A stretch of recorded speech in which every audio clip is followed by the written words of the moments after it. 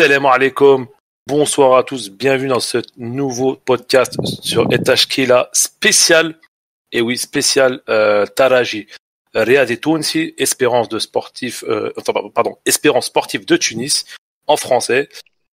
Aujourd'hui, on va développer et débattre de plusieurs sujets sur ce club mythique tunisien et africain.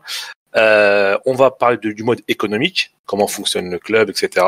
Les résultats sportifs et les ambitions à l'international, vu que Taraji a joué récemment la Coupe du Monde des clubs.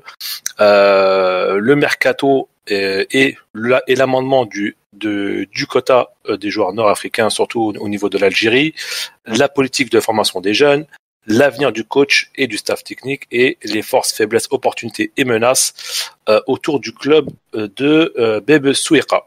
Avec moi ce soir, Hedi, toujours là. Salam Hedi.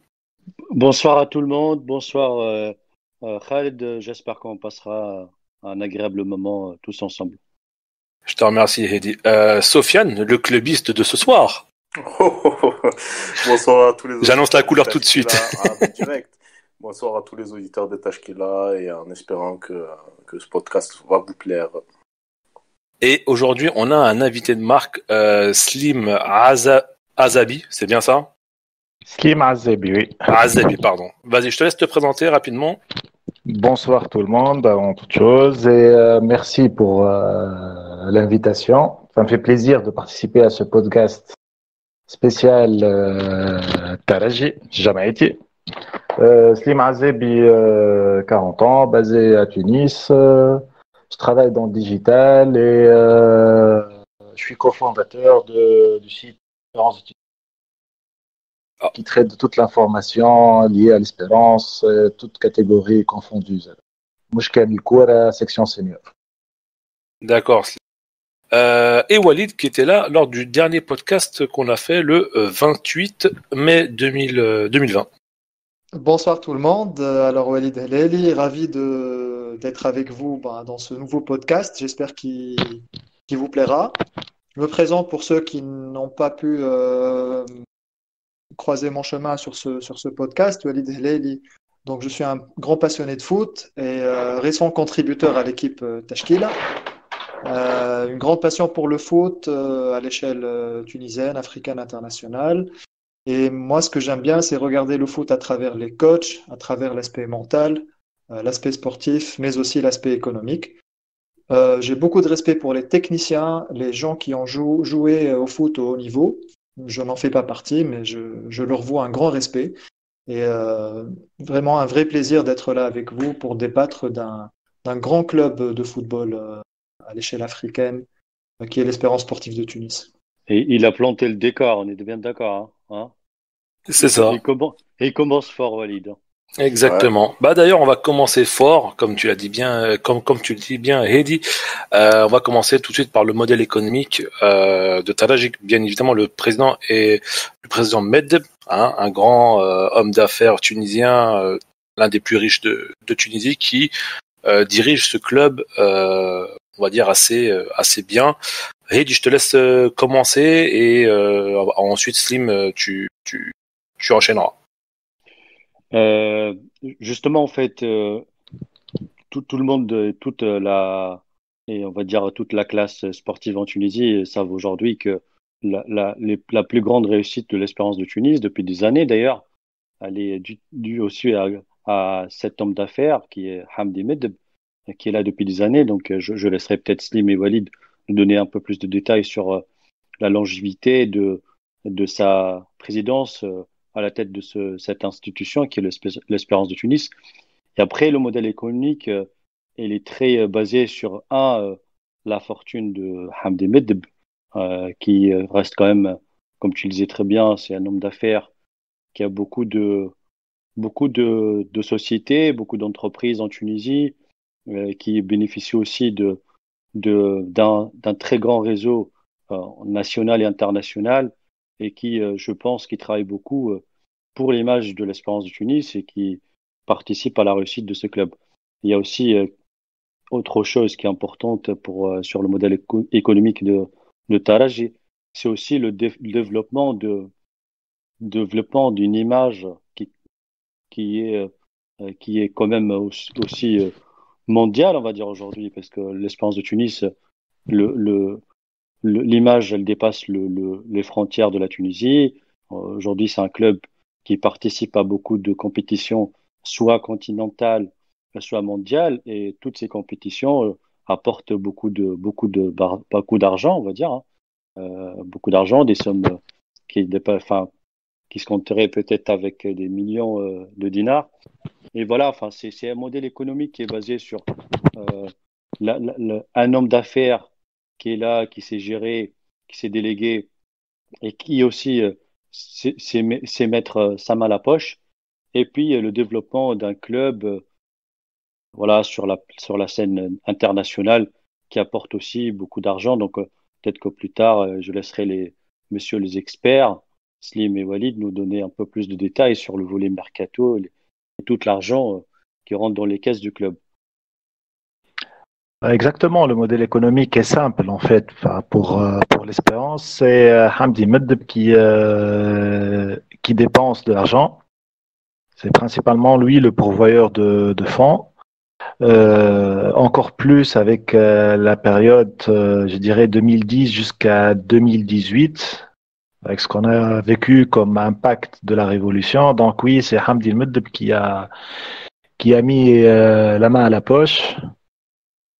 Et je dirais pour la principale raison, c'est que c'est un fanatique de l'Espérance aussi. Donc ça ne l'a pas dérangé de prendre en charge tout le volet économique et financier de l'Espérance. Et après, l'investissement consenti, il y a eu, comment dire, on a pu en profiter vers la fin vers la fin 2018, je pense, 2018-2019, avec la participation de l'Espérance à la Champions League et le fait de l'avoir gagné 2 fois et toute la manne financière derrière qu'on a reçue en fait. C'est vrai, c'est vrai. Le fait de gagner les 2 titres, de participer à la Coupe du Monde. Mais aussi, il ne faut pas oublier que durant la dernière période, pour préparer le centenaire de l'Espérance, il y a eu un plan qui a été mis en place pour trouver d'autres sources de revenus qui ont plutôt bien marché en fait. Voilà, je ne sais pas si je peux nommer les sponsors. Mais oui, vas-y, tu peux. Ouais, par rapport à Tunisie Télécom, par exemple, on a un bon sponsor, en fait. Tunisie Télécom, à travers Talaj Immobile. On a joué sur le fait, sur le sentiment d'appartenance du public espérantiste. Talaj Immobile ramène beaucoup d'argent.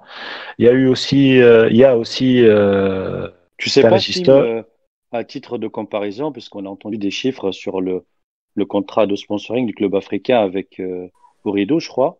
On parle de 2 millions de dinars, si je ne dis pas de bêtises. Talaj, tu sais pas. Le premier contrat négocié, il était à moins de 2 millions de dinars. D'accord. Avec Tunisie Télécom, l'offre de Ooredoo, elle était plus conséquente que celle de Tunisie Télécom. Ouais. Par contre, ça pour le sponsoring sur le t-shirt, sponsoring maillot. Par contre, sur le pourcentage relatif à la communication, tout ce qui est voice et data avec le Talaj Immobile, j'ai oublié comment ça s'appelait en fait. C'est pas grave, c'est pas grave. Mais c'est sur ce point-là que l'Espérance a généré beaucoup d'argent en fait. D'accord. Par rapport aux autres sponsors aussi, on a bien négocié avec la chaîne hôtelière, j'ai oublié son nom, je crois, Magic Hotel, qui prend en charge tous les déplacements quand il y a un hôtel de la chaîne dans une région bien précise ou lors des présentations officielles du club ou de l'équipementier officiel ou voilà des trucs comme ça. Il y a eu aussi un partenariat autour du club, ouais. Talaj Store qui a bien profité aussi des performances du club ces dernières années et donc par conséquent, le club en a bien profité. Et tout bien, il y le, a aussi, et tout le- tout ce qui est abonnement et tout ce qui est ticketing, même si la capacité du stade reste encore limitée à c'est vrai, c'est vrai. 50% sur la moyenne des matchs. Mais on a vu avec les abonnements au début de l'année qu'il y a pas mal d'argent de récolter, quoi. Et puis, la dernière année, pardon, on a vu comment la vente de joueurs a bénéficié au club aussi. Ouais, c'est vrai, c'est vrai. Même si sur ce volet, on n'est pas encore performant par rapport au fait de bien gérer l'effectif et la gestion des contrats, en fait. Mais ça, Ouais. Ok. C'est un autre point, je pense. c'est un autre sujet, oui. Ouais. Si je peux rebondir là-dessus, et merci beaucoup Slim, en fait c'est un peu la culture et le modèle économique du club de l'Espérance qui n'est pas du tout un club qui est basé sur le trading. Ça veut dire que c'est pas un club qui va acheter des joueurs à un prix raisonnable, qui va essayer de les vendre plus tard avec des plus-values. C'est pas du tout le modèle du club. C'est pas non plus un club formateur. C'est C'est pas vrai du tout aussi, hein. ça. C'est un club qui fonctionne un peu à la Real Madrid. C'est un club où il faut absolument tout gagner. Il y a un président qui est voilà aujourd'hui très présent. Il y a personnification presque du club en la personne de Hamdi Medeb, qui est quelqu'un qui est très respectable dans le milieu des affaires, quelqu'un qui est très discret aussi dans les médias, qui parle pas beaucoup. Et après, à un moment à l'Espérance, il y avait le poste de directeur sportif qui n'existe plus aujourd'hui. Et C'est vrai, hein. Voilà, le club fonctionne. Tu as le président, le big boss. Après, tu as des conseillers officieux. Tu as des gens qui sont là, ils sont pas dans l'organigramme du club. Et tu as Aujourd'hui, un président. on voit pas ces gens-là, Walid, on est d'accord, hein. Enfin, Non, ils sont là, dans comme les coulisses. ça, On les voit à pas. Ils sont part pas médiatisés. Riyad Ils sont Bannour, pas on du tout voit personne. médiatisés. Ouais. On Hum. est d'accord. Non, Benoît, c'est plutôt président de La section qui section est là, foot, voilà, pour les affaires courantes, pour aussi les recrutements aussi. Il a un rôle influent. Mais après, ouais. le poste de directeur sportif a complètement été supprimé. Il y a quelques années, c'était le poste de Ziad Tlemceni. Ah D'ailleurs, oui. c'est un poste en Tunisie c'est un vrai siège éjectable. Il n'y a Ouais, ouais. personne qui a duré dans le poste de directeur sportif. On On n'a est pas tout de cette suite, culture en Tunisie, hein. pas du tout. Et donc, comme le Real Madrid, c'est un club qui fonctionne un peu en famille. Tu as une famille, c'est des présidents qui sont des enfants du club. Hamdi Medam, on le rappelle, a joué dans les catégories de jeunes à la fin des années 60, Oui, aussi, ouais. avec des cadets qui étaient très forts, avec des gens comme Abdelkrim Bouchouch, il a joué ensemble Hum. avec Hamdi Medem. Jusqu'à aujourd'hui, ils sont plutôt proches. Et tu as ce cercle-là, des personnes de confiance qui ne sont pas forcément médiatisées, un peu comme je disais, un peu à la Real Madrid. Mais ça fonctionne plutôt bien parce qu'après, pour l'Espérance, il y a l'obligation du résultat. Donc, si l'Espérance fait, par exemple d'excellentes opérations de revente de joueurs et ne remporte pas de titre derrière, ben, tu auras tout le public sur ton dos. Le public de l'Espérance est ultra exigeant et ce qu'il faut à l'Espérance, c'est tout simplement gagner, gagner, gagner. Je sais pas, C'est- Walid, si je peux rajouter une chose par rapport au Bien modèle sûr. de trading. Moi, j'ai quelques chiffres là sous les yeux et ce que tu dis est vrai. C'est vrai que la réputation de l'Espérance de Tunis aujourd'hui, c'est pas un club qui fait du trading. C'est pas un modèle à Du la tout. Même. Porto ou l'AS Hum. Monaco peut-être. Mais quand je vois les chiffres de départ de Francom à Rayan Qatari, on parle de 2 millions d'euros. Youssef Blay, Ali Jad à 3 millions d'euros. Je parle un peu vos contrôles, messieurs, hein. C'est ça, oui, oui, c'est Et ça, c'est un peu ça les chiffres.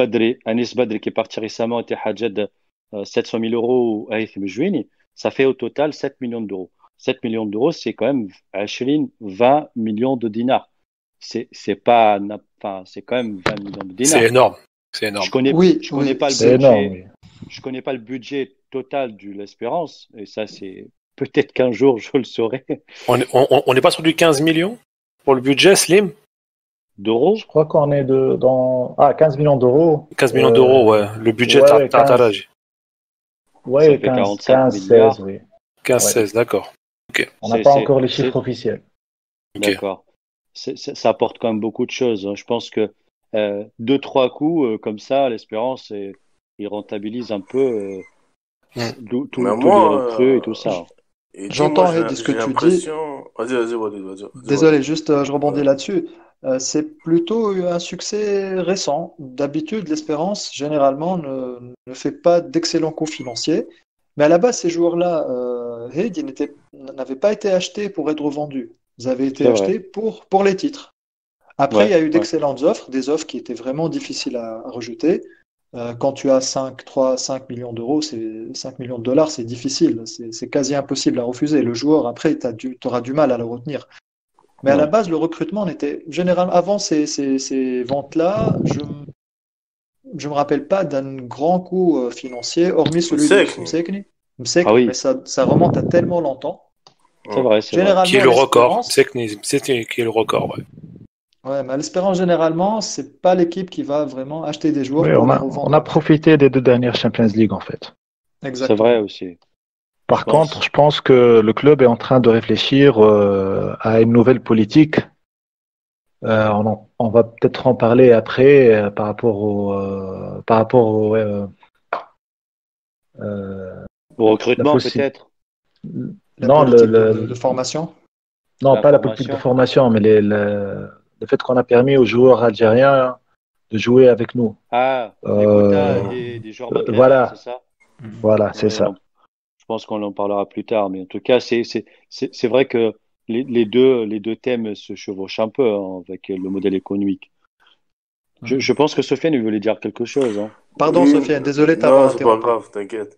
Non, c'est juste par rapport au modèle économique de Tarek, c'était juste pour dire que moi je trouve que, en tout cas sur ces dernières années, en particulier depuis la finale de la Ligue des Champions gagnée face à El Ali, l'Espérance a pu justement bâtir une équipe qui est régulièrement dans le dernier carré, on va dire, de Champions League, avec d'autres équipes. Moi, j'ai cette théorie-là des 4-5 équipes africaines qui, depuis 2015, depuis 2016, sont régulièrement en demi-finale et participent à la Champions League.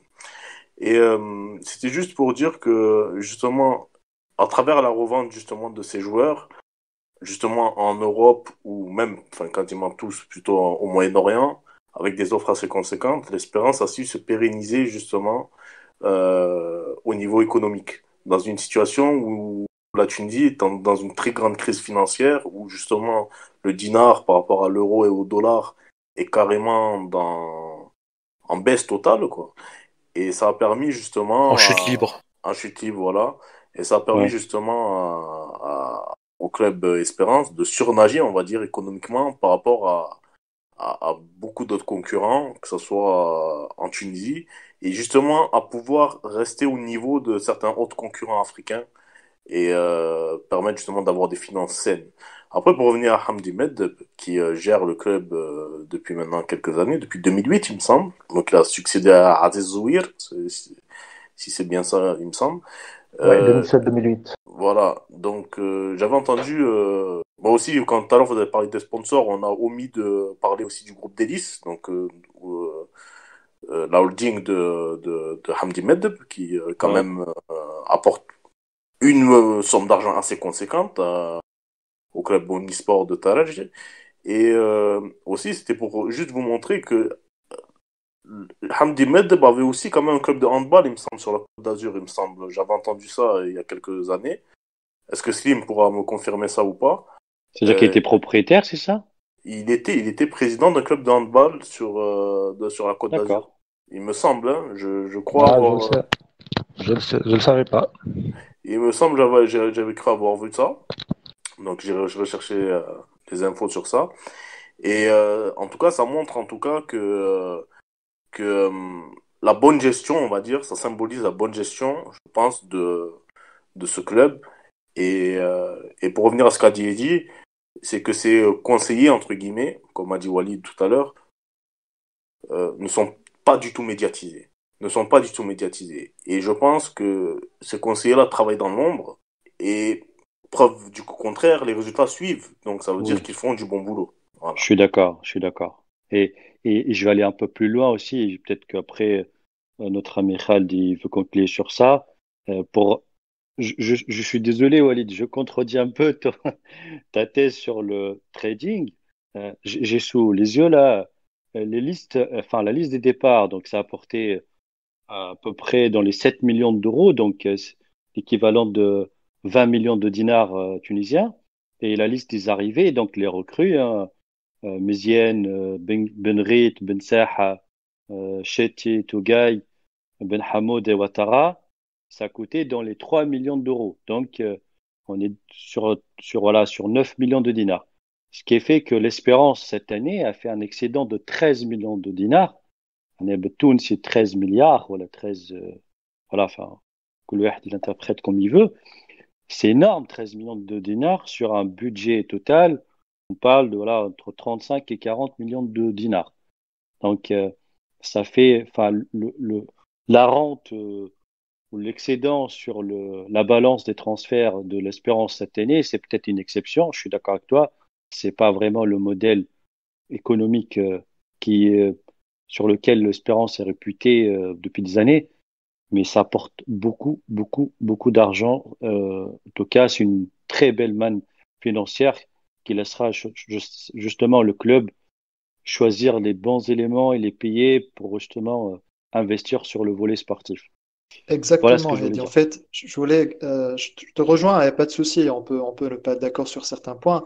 Je te rejoins sur le fait que c'est une exception, mais après, le point le plus important, si aujourd'hui, moi, je dégage un excédent de plusieurs millions de dinars, c'est comment je vais les investir après. Est-ce que aujourd'hui, l'Espérance a l'intention d'acheter des joueurs, par exemple, qui soient confirmés, des joueurs type européens, je sais pas, des joueurs qui ont joué dans le haut niveau et qui peuvent venir signer contre 2, 3, 4 millions d'euros, je sais pas, hein, et qui soient capables de ramener des titres à l'Espérance et de rentrer dans un effet de, voilà, de apporter quelque chose d'exponentiel au club.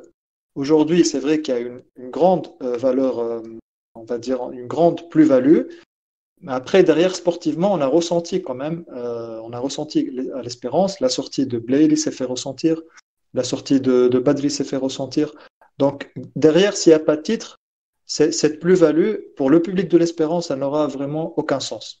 On est d'accord, on est d'accord. Hmm. Sur le Ouais. principe, on est d'accord. Ouais. Ok. Ok. Bon, on a fait un tour de table de ce premier sujet sur le modèle économique. D'ailleurs, comme l'a dit Heidi tout à l'heure, ça se concorde avec les résultats sportifs et les ambitions à l'international. Slim, peux-tu nous refaire un petit récapitulatif de la saison avant l'arrêt du championnat à cause du Covid-19 sur le club de Taraji Khouya? Alors, je vais vous surprendre au début de la saison. L'Espérance avait comme objectif de remporter le championnat arabe, en fait. Et pas Ah ouais, vraiment de conserver son titre africain, oui. Vu ce qui s'est passé d'accord. l'année dernière avec le Wydad et surtout avec la CAF, on savait pertinemment qu'on allait être attendu au tournant, quoi. Euh, on pouvait pas dépasser les demi-finales, quoi. Ça, c'était, on savait qu'on pouvait pas aller au-delà de ça. Et donc, la direction du club voulait miser sur le championnat arabe, justement aussi par rapport à la manne financière derrière, pour pouvoir alimenter le club avec d'autres recrutements en vue de la prochaine compétition africaine, celle de D'accord. 2021. Donc, tu nous dis que la Champions League n'était pas vraiment un objectif Tartaraji. C'était pas un objectif déclaré en fait. Oui, D'accord. on Donc c'était devait jouer pour la gagner, voilà. mais on savait que ça allait être très très difficile et c'était Ouais, compréhensible. Le bien truc, sûr, c'est bien qu'on ne sûr. Ouais. pouvait pas communiquer sur ça. Bah, tu pouvais pas dire au début de la C'était saison c'était que c'était officieux quoi. c'était officieux, exactement. D'accord, Hmm. d'accord. Mais vu Disons que, qu'on a été éliminé rapidement de la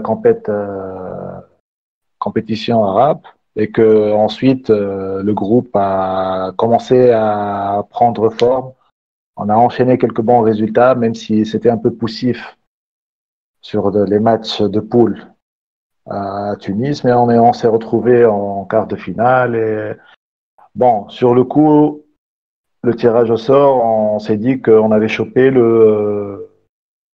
l'adversaire, je dirais, le moins difficile Le par rapport aux Zamalek, deux tu veux autres. dire. Moi, Ouais. excuse-moi, Heidi. Moi, t'as vu, sur ce point-là, Slim, comment les supporters de Taraj, ils peuvent dire que Zamalek est l'adversaire le plus abordable? Moi, je n'arrive pas à comprendre cette idée-là. Faut juste, explique-moi, d'un point de vue des supporters de Taraj, j'ai fait tout. Parce que moi, Zamalek, pour moi, le tirage au sort, il était pas compliqué, mais il était pas si facile que ça.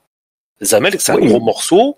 Ça reste un gros morceau. Ça reste un énorme outsider pour la victoire finale. Moi, quand je voyais sur Twitter, les gens dire ouais, Zamalek, ça va passer tranquille, hamdoullah. Non, c'est pas tranquille, Zamalek. L'Ahli, c'est pas pas du tout tranquille. tranquille. C'est des Donc moi, je comprends institutions, pas. c'est gros club. C'est quand même. Moi, je comprends pas, Slim. Vas-y, dis-moi T'entendre sur si ces deux-là, c'est compliqué quand même. Faut dire la si tu vérité. peux m'aiguiller, Slim. Moi, je veux bien comprendre Alors. pourquoi cet optimisme de la part des supporters.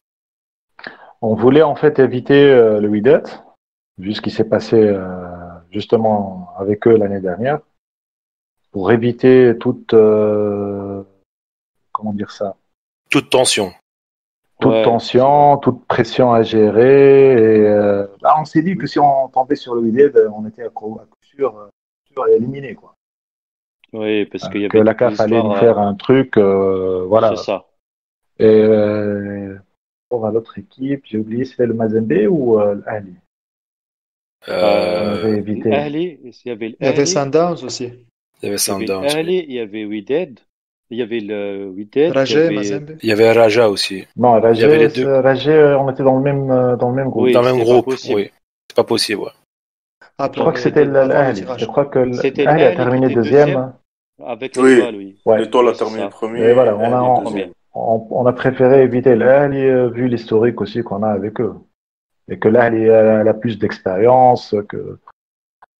Bon, par rapport aux Zamalek, le souci, c'est que par rapport à nous, supporters, c'est qu'on n'a pas bien suivi leur performance. Que ce soit de la CAF ou même en championnat d'Égypte. On n'avait pas vu qu'ils avaient un groupe qui était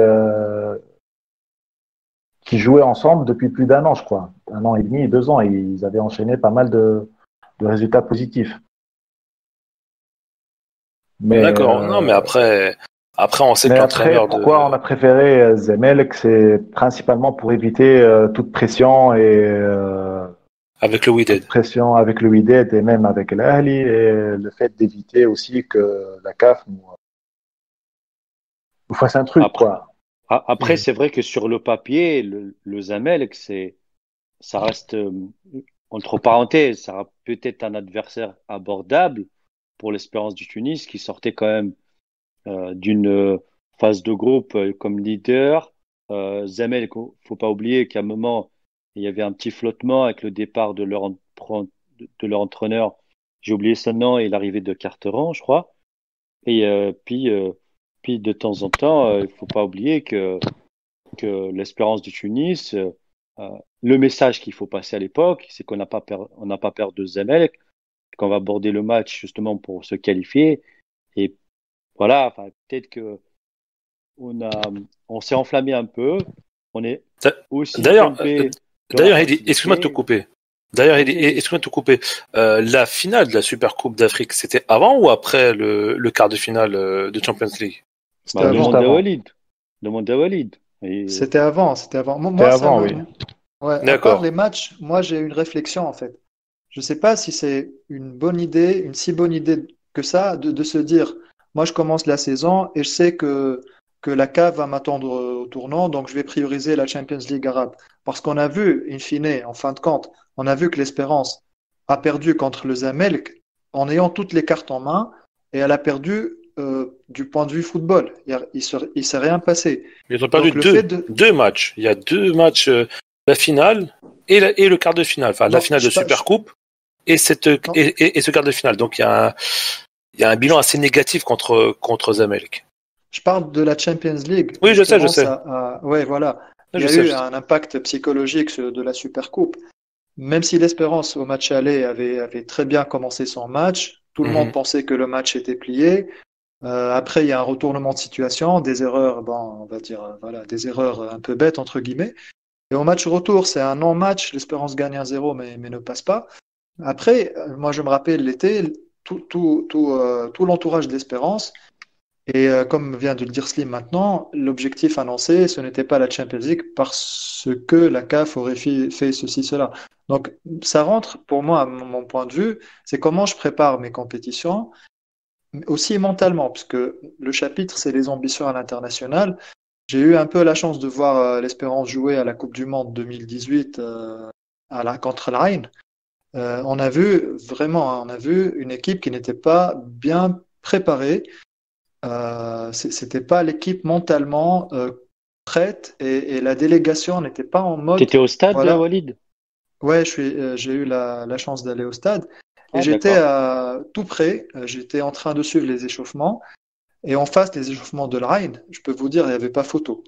C'est pas pour Ah ouais. dénigrer, c'est vrai, c'est vrai. C'était pas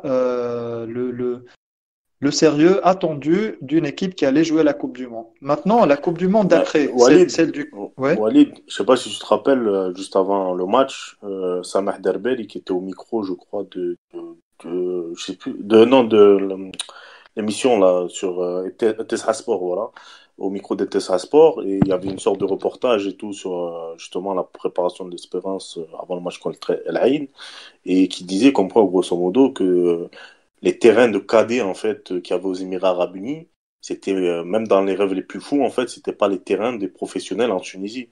Tu vois, donc il y avait, on dirait comme quoi, euh, déjà ils étaient pas à l'aise en fait, les joueurs. Je sais Ouais. pas, j'ai l'impression qu'ils étaient pas, Ça manquait de c'était sérieux trop gros et pour eux quoi en fait. ouais, ils Voilà, ont ils sous-estimé ont la haine peut-être. aussi. Ouais. Certainement, parce qu'il y a encore en Tunisie, il y a encore ce complexe de supériorité par rapport aux équipes du Golfe, alors qu'on voit aujourd'hui, on est vraiment dépassé d'un point de vue structurel, un point de vue football aussi. Il y a des joueurs qui ont Hmm. fait la Bundesliga, il y a des joueurs qui ont fait la Premier League, Mais largement, et largement. ils sont très très concentrés. Je peux vous dire, bien préparés avant le match. La Coupe du Monde d'après, il y a eu l'effet contraire. Une fois, c'était un peu trop relâché. La Coupe du Monde d'après, c'était trop tendu. Et donc, moi, je ramène à cette histoire de CAF et en fait, cette victimisation, entre guillemets, ben, ça fait partie de comment je prépare mes compétitions. Et c'est peut-être ici un rôle clé qui peut être amélioré à l'Espérance, on en vient après, c'est la préparation mentale de ce genre de compétition. C'est quelque chose, je pense, où l'Espérance peut encore progresser. Après, il y a D'accord. beaucoup d'expérience. Il y a beaucoup d'expérience et les feedbacks et l'apprentissage se fait avec les échecs aussi. Donc, quelque part, c'est quand même bénéfique. Après, Oui, vas-y, Sofiane. sur la question de l'espérance au mondial des clubs, peut-être que vu que j'ai des idées de podcast qui affluent à chaque fois, peut-être qu'un jour on pourra parler de la participation des clubs africains justement à cette compétition-là, euh, qui n'a pas été une franche réussite, réellement, on va pas se mentir. Et je pense que l'espérance ne déroge pas à la règle. Il y a une réalité du football africain qui fait que face à à une confédération asiatique, généralement, ou à l'époque il y avait la Coupe afro-asiatique, justement qui permettait les deux champions de s'affronter, on voit que la balance penche plus pour le côté asiatique au jour d'aujourd'hui que le côté africain. Et ça, c'est dû aussi aux infrastructures, au développement et aux structures, à la structure, au développement structurel, pardon, des différents clubs asiatiques. Partout, hein, pas qu'au Golfe, je parle même au Japon, ou bien en Ouais, Chine ou ailleurs, partout. Et je pense que c'est à ce niveau-là que ça a fauté. Parce que si on regarde les effectifs, bon, ok, Elaine ah, a, ils sont meilleurs quand même, Elaine est Sofiane. meilleur, Elaine est Le meilleur, bien Hillel, entendu. le Hillel Bien, L'Hilal. cette oui, année, El Hilal aussi, El Hilal avec aussi, Gomis, avec Jovenko, bien avec. entendu. Je Bien suis entendu, désolé, moi ils j'ai sont vu. meilleurs, mais je pense que ce qui se passe, c'est que il manque quelque chose dans les clubs tunisiens aussi pour essayer de se rapprocher de ces clubs-là. Il manque quelque chose. C'est ça. Et Après, au niveau des performances, là, tout à l'heure, Slim avait parlé des performances à l'échelle nationale. Quand même, quand on voit les chiffres de l'Espérance en Afrique, c'est quand même 12 demi-finales. hmm, Donc, Non, une série non, de. c'est bien. Voilà, une série de 20 matchs sans défaite consécutifs, oui finales. Un Le record, hein. club, un record, le club ayant atteint la phase de poule à 17 fois, donc c'est un record aussi. Et 132 victoires en Afrique. Donc, côté compétition africaine, c'est très performant, même si l'Espérance aujourd'hui peut nourrir des regrets, surtout les finales perdues entre 99 et 2002, les demi-finales Ouais. et finales. Aujourd'hui, l'Espérance pouvait être aujourd'hui à 6 voire 7 Champions League très facilement. Et Exactement, maintenant, oui. le benchmark, le cap, j'ai envie de dire, le cap, l'objectif, c'est de dépasser le premier tour de la Coupe du Monde. Ça, on l'a compris après les différentes participations. Je crois qu'il y a un travail qui est en train d'être fait pour permettre d'atteindre ce cap-là. Personnellement, je préférais gagner une 5e Coupe d'Afrique. Ouais, D'accord. Ouais. si on peut Ouais, faire les deux, pourquoi pas? oui, je préfère passer un cap au niveau continental plutôt que d'ambitionner de passer un tour la Coupe du Monde. Oui, mais pour En aller à la fait, Coupe si du je, Monde, ouais, faut quand même être performant en Afrique.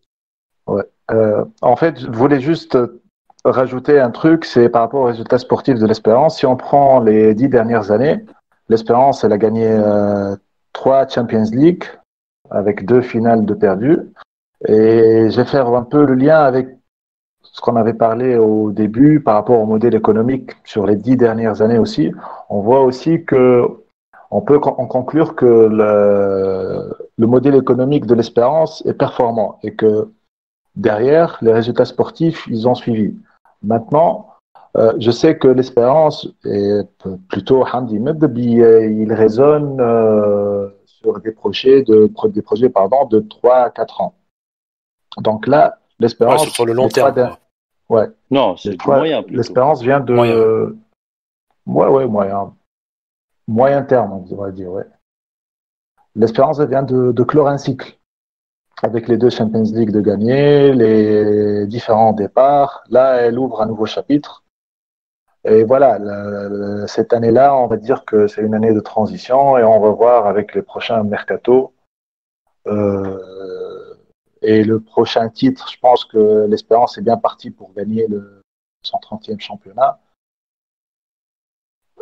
On va voir ce que ça va donner pour la prochaine compétition africaine. Là, on n'aura pas d'excuse, l'excuse de la CAF, ça ne tiendra plus, comme l'a dit Walid.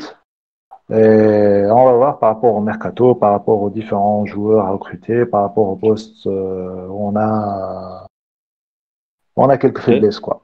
On en parlera d'ailleurs, tout à l'heure, ouais. Ouais. D'ailleurs, en Tunisie, juste un dernier mot peut-être, mais l'Espérance du Tunis, pardon, enfin, il marche un peu sur tout le monde, hein, on est bien d'accord. C'est le Sportif. PSG C'est le, P- c'est de le, Tunisie. C'est c'est tout. le, C'est un c'est peu le ça. PSG, c'est un peu Ou ça, le hein, Lion, le grand Lion de c'est Michel ça. Aulas, Après, c'est ça. c'est un rouleau compresseur en Tunisie qui force avec un effectif bien étoffé et qui joue sur tous les rôles. Il faut dire qu'en Tunisie, l'écart aujourd'hui, je parle d'un point C'est de vue assez grand. sportif, mais il est tellement grand et énorme que j'ai du mal à voir, j'ai du mal à voir comment les autres clubs, en tout cas sur peut-être le moyen terme, peuvent atteindre un peu l'Espérance de Tunis, hein. Ils Moi, sont loin de devant. moi, je pense que l'espérance est gérée de façon, enfin, de façon normale, on va dire, si on pourrait transposer ça à un contexte européen ou bien un peu sud-américain aussi, et gérée de façon normale. Moi, pour moi, C'est les autres clubs. C'est les c'est autres les clubs autres clubs qui fautent.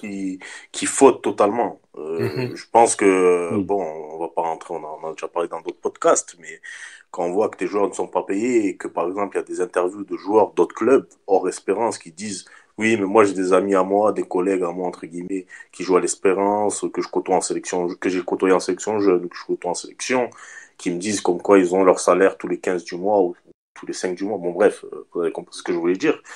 Et que Oui, nous, oui. non. Ça c'est déplorable, en fait. Ouais, mais Ouais. Et après, bien entendu, les titres africains, il faut les gagner. Faut les gagner sur le terrain. Après, il y a d'autres facteurs aussi, mais il faut les gagner en partie sur le terrain. Mais c'est vrai que moi, je trouve en tout cas que l'espérance est bien gérée. C'est réel. Mais il y a aussi la bassesse et le ridicule des autres clubs qui, voilà, voilà. D'accord. Enfin, je sais pas, on dirait. Non, mais je crois que tout le monde, en fait, grosso je pense modo, que tout de le monde sa te rejoint, activité, Sofiane, tu ce vois. soir. Oui. Donc Hmm. voilà. J'avais On- une Ouais. question à vous poser à tous. Répondez-moi très brièvement, comme ça on puisse passer à l'autre sujet. Comment on pourrait qualifier la saison de Taraji avant de conclure? Est-ce que ça a été une bonne saison, moyenne, peut mieux faire? On reste sur notre fin. Slim, vu que tu es notre invité, on va commencer par toi. Moi, je dirais que jusqu'à maintenant, c'est sur un goût d'inachevé. D'accord. C'était À cause à cause de l'élimination contre Zamalek. Et la finale perdue en Supercoupe. exactement, oui. Le fait de ne pas avoir su aborder certains matchs a fait que on perd un titre bêtement et qu'on se fasse éliminer alors qu'on pouvait, Passé. entre guillemets, facilement passer. Oui. Heidi, vas-y, si tu as rapidement un avis en, là-dessus. en 2 mots, si l'Espérance, moi, je pense, dans les meilleurs des cas, elle termine avec un doublé en Tunisie, ce qui a, pour moi, encore une fois, c'est comme le PSG. Si aujourd'hui le PSG gagne le championnat, la Coupe de France, faut pas dire qu'ils ont réussi une belle saison. Donc, C'est une saison j'extrapole un classique. Voilà, c'est une saison classique, classique. voilà. Non. Pour moi, l'Espérance, ils feront une saison normale, classique, pas exceptionnelle à partir du moment qu'ils sont éliminés de la Coupe d'Arabe et puis la Coupe d'Afrique. Et surtout, ce qui m'a un peu déçu, comme disait surtout Walid, c'est la manière qui me déçoit. C'est pas le résultat, c'est la manière. Mhm. Donc voilà, c'est la saison de l'Espérance aujourd'hui. Je la trouve un peu moyenne, voire ordinaire. Ok, Sofiane, rapidement. Pour moi, la saison de l'Espérance, bon, l'Espérance pouvait mieux faire, mais j'ai envie de dire avec l'effectif qu'elle a, voilà, bon, on va en parler après de l'arrivée des Algériens et des autres joueurs qui sont arrivés.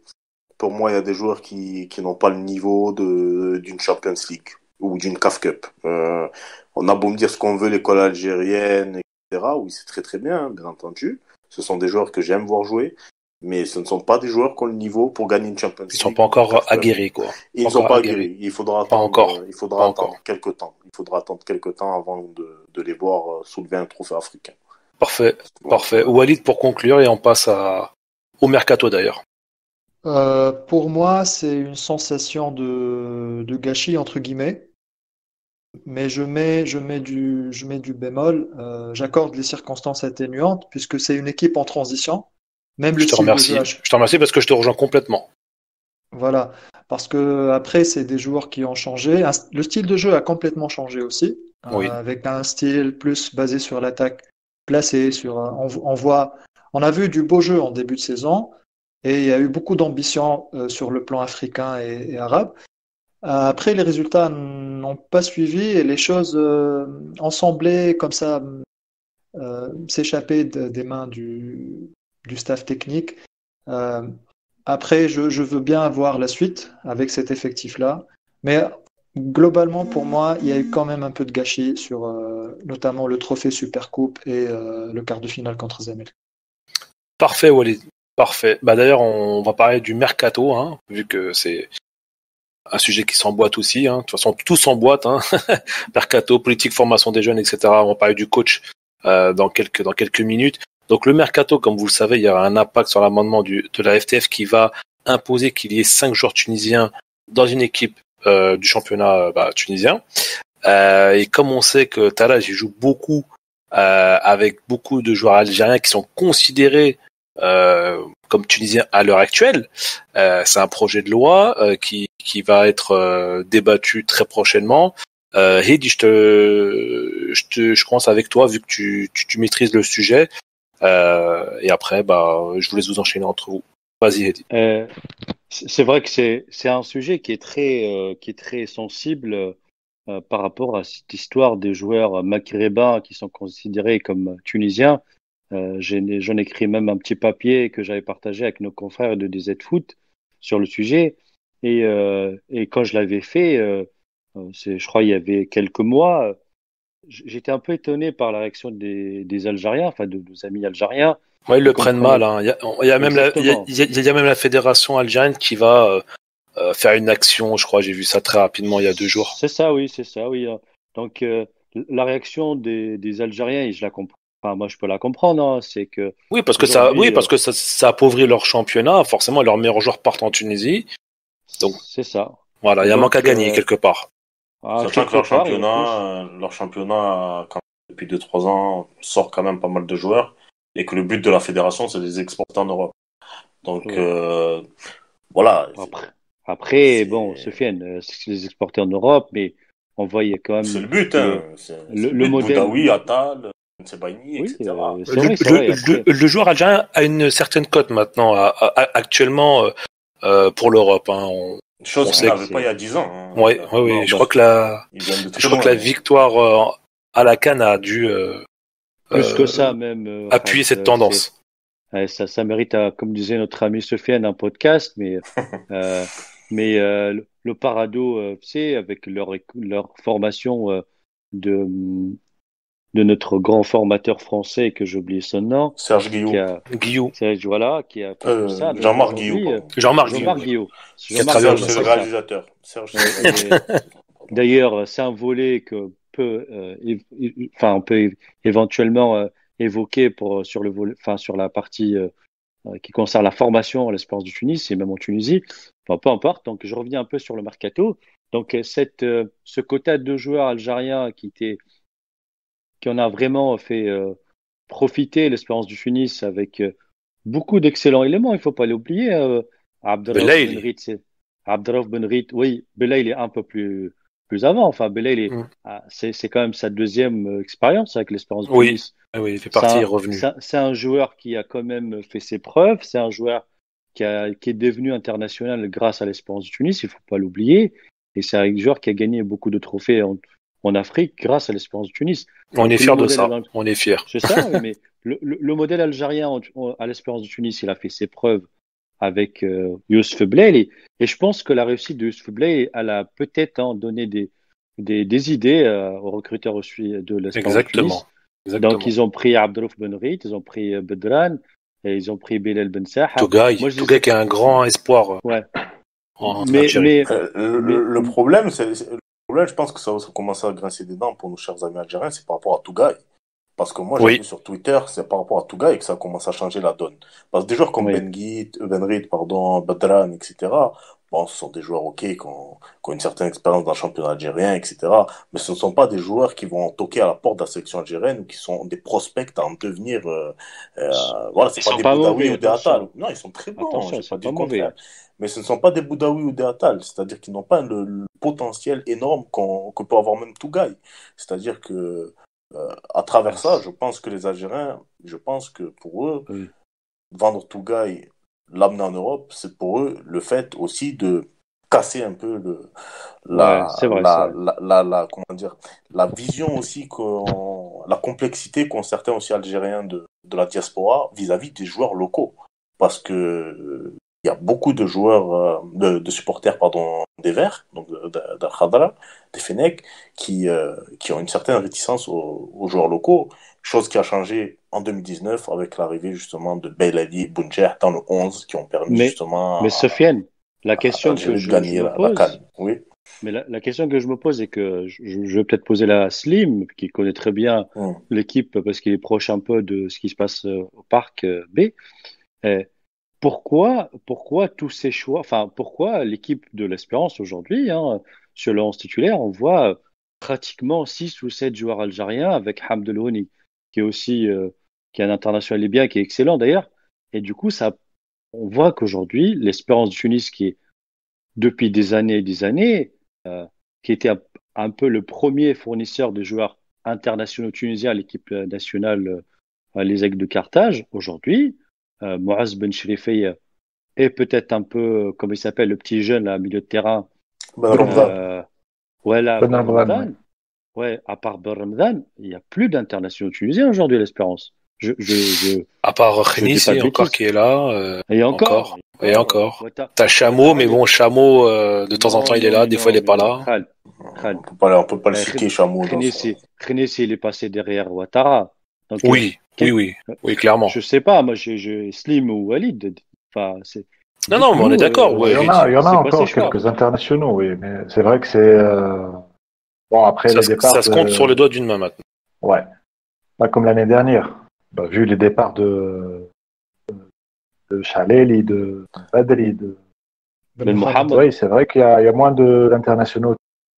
D'ailleurs, On a bien vu d'ailleurs, on que va en aussi, parler, Slim, on tout à compte l'heure. sur pas mal de joueurs algériens. On va parler Ouais. des internationaux plus tard. Non. En fait, on va parler de la formation des jeunes. Ah, ok. Pourquoi Talaj il ne ressort plus des futurs cracks tunisiens qui vont Ouais. toquer à la porte de l'équipe nationale tunisienne, quoi. Je voulais dire par rapport aux internationaux, il y a aussi depuis 2018 et juste avant la Coupe du Monde 2018, donc je prends souvent l'exemple du match contre le Costa Rica, où j'ai assisté, euh, qu'il y a eu une sorte de aussi changement de politique avec la FTF, dans le sens que il y a beaucoup de binationaux maintenant enfin, on essaye de prendre des binationaux, de rajouter des binationaux dans l'équipe, alors qu'avant, il y avait une majorité de joueurs locaux dans le 11 de la sélection ou dans les 23 sélectionnés. Aujourd'hui, si vous regardez la liste à la Coupe d'Afrique 2019 et la liste pour la Coupe du Monde 2018, un peu quelques mois avant, eh ben, on a une majorité de joueurs qui jouent à l'étranger. Et ça, c'est nouveau pour la Tunisie. Oui. Ça. Parce que à la CAN 2017, par exemple, ou la CAN 2015, c'était le contraire. Je ne vais même pas parler de 2013, 2012, 2010, etc. Après les années 2000, c'est autre chose, mais je parle de cette décennie. C'est quand même un changement de politique flagrant de la part de la FTF. Ouais, mais parce qu'on n'a pas eu de joueurs en Tunisie aussi, Sofiane, je suis désolé. Hein. Encore une fois, c'est ce que j'allais dire, oui. L'espérance du Tunis, je sais pas, Slim, mais tu penses que la formation n'est pas bonne, Hedi? Non, c'est pas ça. C'est qu'aujourd'hui, manque de talent. Il y a deux raisons en fait. Oui. La formation, elle est moins bonne qu'avant. Et on voit de moins en moins de joueurs tunisiens performants, quoi. Le marché s'est appauvri, oui. On est d'accord. Et faut pas oublier que il y a un an, je crois, il y a eu une ruée vers le golf. Il y a eu le départ de pas mal de joueurs tunisiens aussi. Pour différents téléguidé par la FTF, hein, on va pas se mentir. Hein, ouais, avant la Coupe du Monde 2018. Voilà. Ouais. Au mercato de c'est ce qui fait que l'Espérance est rabattue sur le marché algérien parce t'as le choix en fait. T'as vraiment le choix et ça te coûte moins cher que de ramener un joueur du Nigeria ou du Ghana. Et en plus, t'auras pas à le considérer comme un joueur étranger. Donc oui, quelque part aussi, c'est une solution de facilité sur certains joueurs. Genre, tu prends le risque, si ça passe, ok, sinon, tu perds rien, quoi. Que ce soit en termes de montant de transfert ou en salaire ou tout ce que tu veux, quoi. Comment tu les qualifies aujourd'hui, toi, Slim? Les Algériens, les joueurs algériens, l'Espérance? Les Algériens, alors, pour moi, la meilleure recrue, c'est Badran. Je suis d'accord. Tout à fait normal. Je pense il a une expérience. Ouais, il a une expérience sur son championnat algérien avec une équipe j'aime bien Chetty aussi. J'aime bien à gauche Chetty. J'aime bien. Chetty, il manque d'expérience. Oui, ça c'est normal, mais j'aime bien. Africain, j'aime bien son activité. Il a bien débuté la saison, mais après sa blessure, il n'a pas. Benguit est pas mal aussi. Oui, il y a Benguit aussi. Le point commun entre Benguit et Badran, c'est qu'ils ont une certaine expérience des compétitions africaines. D'accord. Ouais. Après, les autres, bon, pas vraiment la voix. Après, je suis désolé, hein, c'est une question que je me pose. Expliquez-moi le dernier recrutement là, de joueurs algériens qui jouaient aux Ibera. Ah oui, Méziani. Je sais pas, peut-être que Walid il a une réponse, mais c'est quoi ce choix? Enfin, il sert à quoi ça sert à quoi d'acheter un ailier à coût de milliers de dollars, alors qu'on sait très bien que il était en difficulté avec son club, il était en difficulté avec El Ain et en fait, c'était une des portes de sortie qu'il avait qui était à l'âge. Ouais, mais l'Espérance c'est pas voilà, mais c'est pas l'armée du salut après. C'est pas une assistance. Non, bien sûr que non, mais c'est pas une assistance sociale, l'Espérance du Tunis. Quand t'as le Houd, quand t'as Ben Saha, quand t'as le petit jeune de Simen. Mais même le petit dans l'effectif, je suis désolé. T'as un minot comme Zaid Berima qui est dans l'effectif. je sais pas, essayer de le polir. Enfin, je sais pas, il a du Ouais, talent, ce ouais. petit. On, Faut dire on la va aborder vérité. ce point après. Ah, Walid, Pour d'accord, ok. répondre à Heidi, justement. Walid à Euh, toi, parce qu'on t'a pas entendu sur ce sujet-là depuis tout à l'heure. Vas-y. voilà, moi je voulais intervenir en fait sur l'histoire de la filière algérienne. Ça aurait été une excellente initiative si ça avait marché dans les deux sens. Ça veut dire si les joueurs tunisiens pouvaient ne pas être considérés comme des joueurs étrangers en Algérie. Et là, tout le monde en aurait profité et ça aurait du sens. Ça peut s'étendre par extension à tout le Maghreb, aux pays du Maghreb, Maroc, Tunisie, Algérie. Ça aurait du sens. Maintenant, pourquoi ça marche dans un sens et pas dans un autre, ça, C'est pas on le peut cas, comprendre. Yahya. Là, c'est pas le cas, non. Là, Ah là, bon? là, là. Non, Ok. c'est pas le Là, cas. Fidèle, je croyais qu'en Algérie, les Tunisiens ne sont pas considérés comme étrangers. Ah non, non, Non, non. la Ah non, preuve, non. preuve en est, le Non. Ah, transfert de Samed d'accord. Darraji, ils ont trouvé des origines algériennes Les pour lui faire un origines, passeport voilà. algérien, en fait. Ah, Ok. GSK. Du coup, là je comprends, c'est légitime. Nos amis algériens se disent, voilà, même les concurrents de l'Espérance, même si cette mesure aussi profite à tout le monde. Tous les clubs tunisiens peuvent aller chercher des joueurs d'origine maghrébine et les inscrire comme étant des joueurs tunisiens. Après, au niveau des choix, tu m'as posé la question par rapport à Mzien. Dans l'absolu, Mzien, c'est une valeur sûre. C'est quelqu'un qui s'est blessé, il était disponible, abordable, mais il rentre dans des conditions très particulières. Il fait un petit bout de match. Pour moi, il n'avait pas raison de jouer. Vraiment des petits bouts de match en Oui, il championnat. manque de préparation physique, complètement. Complètement. Il Hmm. avait un genou qui venait d'être rétabli. Il n'avait pas du jeu du temps de jeu dans les jambes. Ouais, Après, personnellement, je trouve que les joueurs, cette mesure-là, il y a deux, trois joueurs qui étaient vraiment excellents pour moi. Badran, un vrai patron. Benrith, vraiment un petit lutin qui contrôle le jeu, qui temporise, qui est très bon. très Chetli bon. Ouais. aussi, pas mal.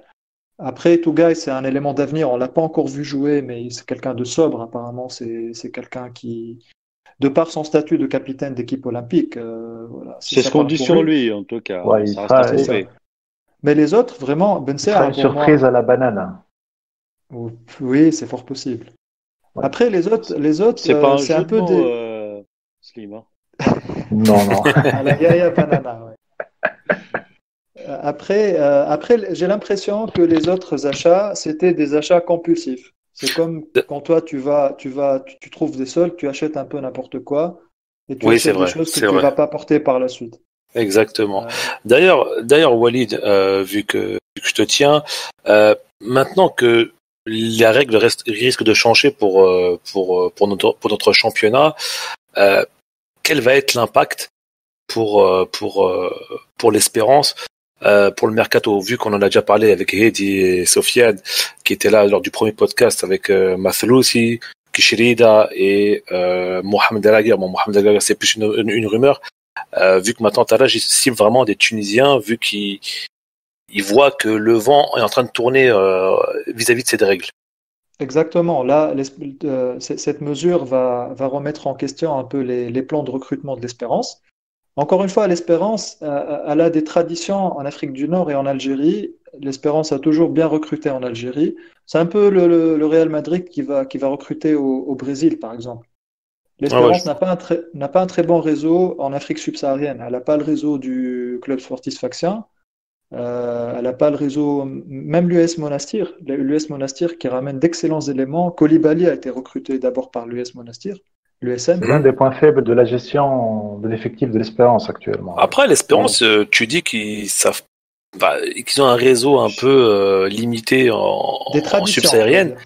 Oui, ils nous ont ramené des excellents joueurs de Côte d'Ivoire, des Non, excellents joueurs non, non. du Je, Nigeria, du je, je Ghana. pense, je pense que il y en a quelques-uns qui sont passés par la case du CAB aussi, hein, comme Ouattara, là, récemment.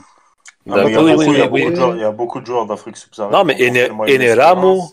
Eneramo qui vient direct Oui, mais du ils sont Il pas Nigeria. venait venus d'Algérie directement. aussi. Il venait de Il y Algérie, l'USM, ouais, a, l'ESMA. aussi. Ah, il venait L'ESMA. d'Algérie, d'accord, Il ok. venait de même l'USMA. Yannick Niang, Non, c'était mais Bjay aussi. Ah, je Yannick aussi, rejoins, oui. je Il y a rejoins ce toujours que une dit Walid, transition, en fait. moi, sur ça, hein. Parce D'accord. que les Lokosa, les quelques Nigériens et tout ça, bah, peut-être un ou deux qui sortaient un peu du lot, mais le reste, C'est D'ailleurs, pas terrible comme expérience.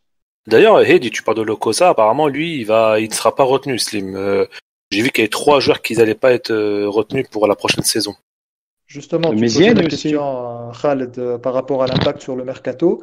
L'impact sera forcément un dégraissage au niveau des joueurs étrangers.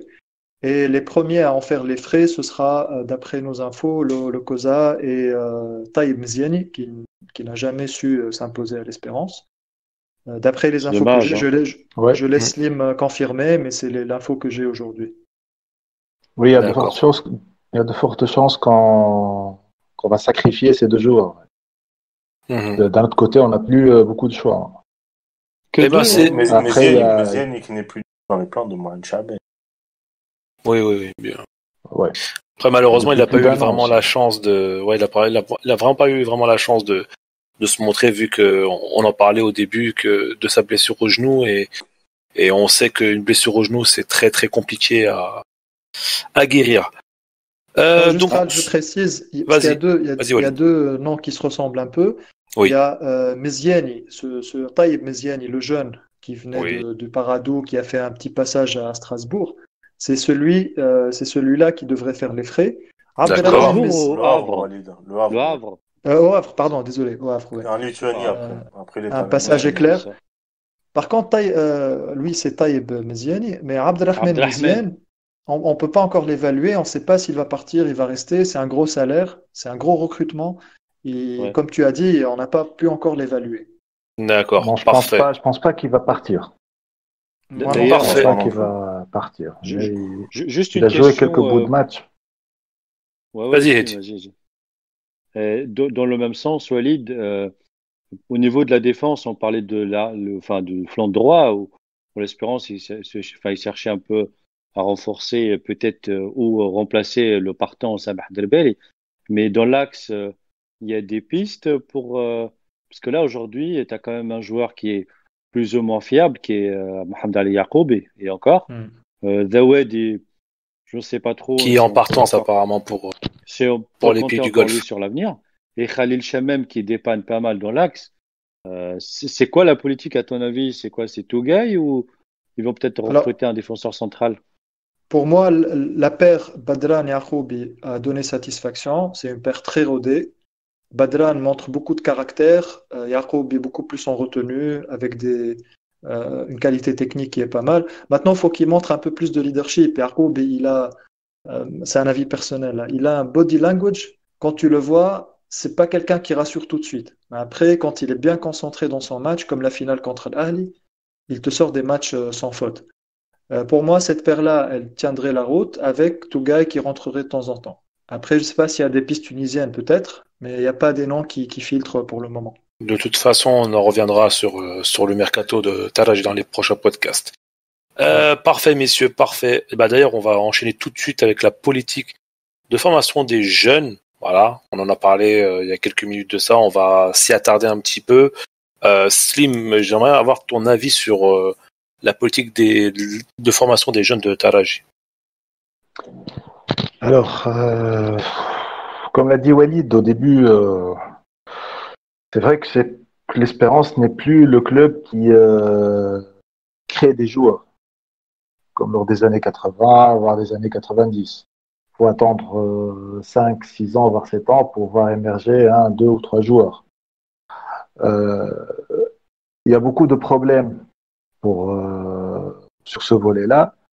C'est qu'on se concentre pas trop sur les jeunes, on met pas les bonnes personnes aux bonnes places pour gérer les jeunes. Il y a beaucoup d'intrus sur ce volet-là, ce qui fait que on voit pas venir des jeunes performants qui peuvent jouer directement dans l'équipe senior. C'est quoi pour toi les intrus, Slim? Qu'est-ce que tu appelles les intrus par rapport aux entraîneurs, les intrus par rapport au directeur sportif des jeunes, au directeur technique, j'ai oublié complètement son nom, c'est Zouaoui. Pour moi, c'est un intrus en fait. L'ancien, c'était L'ancien, et là, c'est c'est comment il s'appelle, qui était au club Kholsi, africain. maintenant, c'est monsieur Kamal Kholsi. Kamal Kholsi. Oui, là apparemment, on commence à bien faire les choses, je crois. d'après les échos que j'ai eus. Oui. Et paradoxalement, c'est un clubiste. Mais il est très D'après- bon en formation, a priori. exactement. D'après les échos que j'ai eus, il est performant, Je peux te confirmer, Slim, qu'au club ouais, africain, beaucoup de supporters le regrettent, hein. Je peux te confirmer ouais. ça. Je crois que le volet de la formation des jeunes, le dossier, je dirais, a été repris en main par le président du club. Il est en train de mettre de nouvelles structures et on va voir ce que ça va donner dans 2-3 ans. Est-ce que Et tu aurais c'est un vrai nom que d'un joueur? Est-ce que tu aurais un nom d'un joueur dont qui pourrait vraiment percer en équipe première, un jeune Tunisien?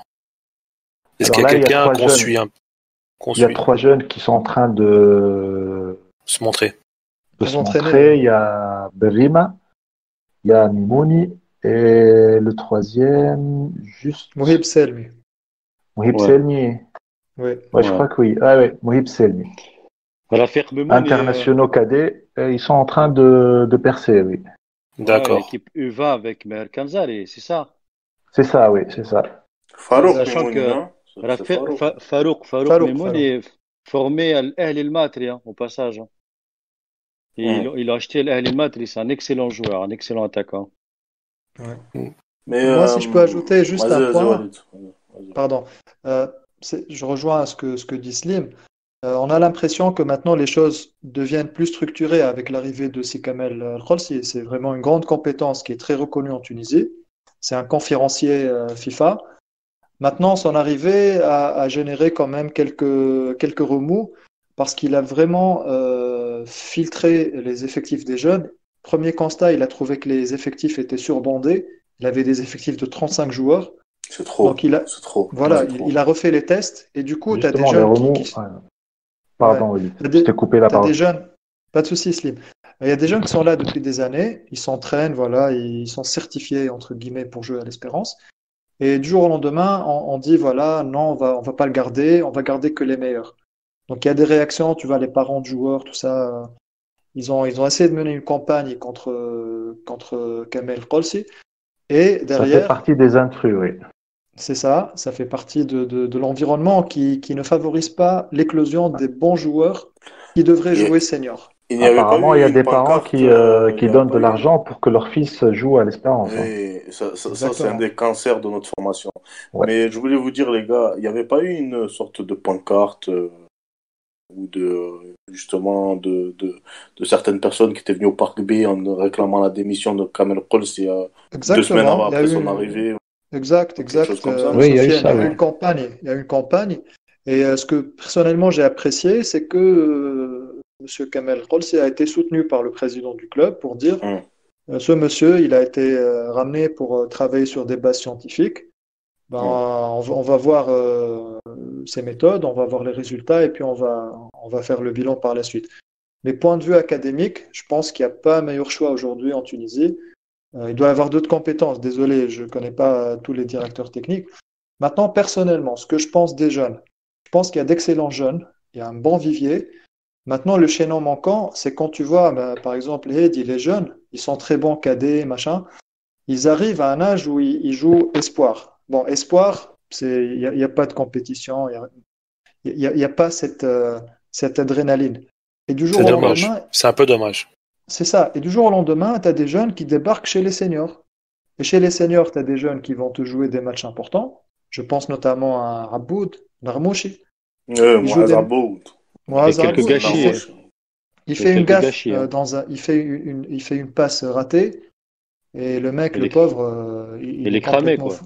Il est Formé au cramé, il joue stade que. Gabessien, d'ailleurs. C'est un très bon Ah, joueur. Après, ce qui manque, c'est justement la partie post-formation. Quand un joueur a fini sa formation, il y a un moment, moi je dis pourquoi ne pas créer comme des petits clubs satellites, je sais pas, comme tu parlais de Mater peut-être d'autres clubs, Benarous, je sais pas, Green, qui peuvent bénéficier des jeunes de l'Espérance. Et ces jeunes-là vont jouer en deuxième division et vont jouer en Ligue 2 parce qu'il y a de la pression et ça joue bien en Ligue 2 et il y a vraiment beaucoup d'intensité. Et après, il sera prêt pour jouer senior. Ouais, Et là, comme on fait en Europe. Comme on fait en Europe. Slimane pourrait être le club satellite, qui a des liens exact, Slimane, oui, particuliers c'est voilà. La tradition enfin, en quelque d'Elis. sorte. Enfin, c'est un Mais catimini parce que Slimane Walid, il a beaucoup de joueurs de l'Espérance qui est prêté dans son effectif aussi. si je peux juste rebondir un peu à ce que tu disais, Walid, et Oui, bien sûr. peut-être aussi ce que disait Slim au départ. Et comment un club avec le standing de l'Espérance du Tunis, avec les capacités financières de Hamdi El Medeb et avec, on va dire un peu l'aura de ce club et l'image que dégage aujourd'hui l'Espérance du Tunis pour beaucoup de jeunes, ils sont incapables depuis des années d'investir sur la formation, d'investir sur un super centre de formation avec des normes à l'européenne, parce qu'aujourd'hui, au niveau de l'infrastructure, on peut dire ce qu'on veut, mais l'Espérance du Tunis, ça reste un club qui est très bien développé.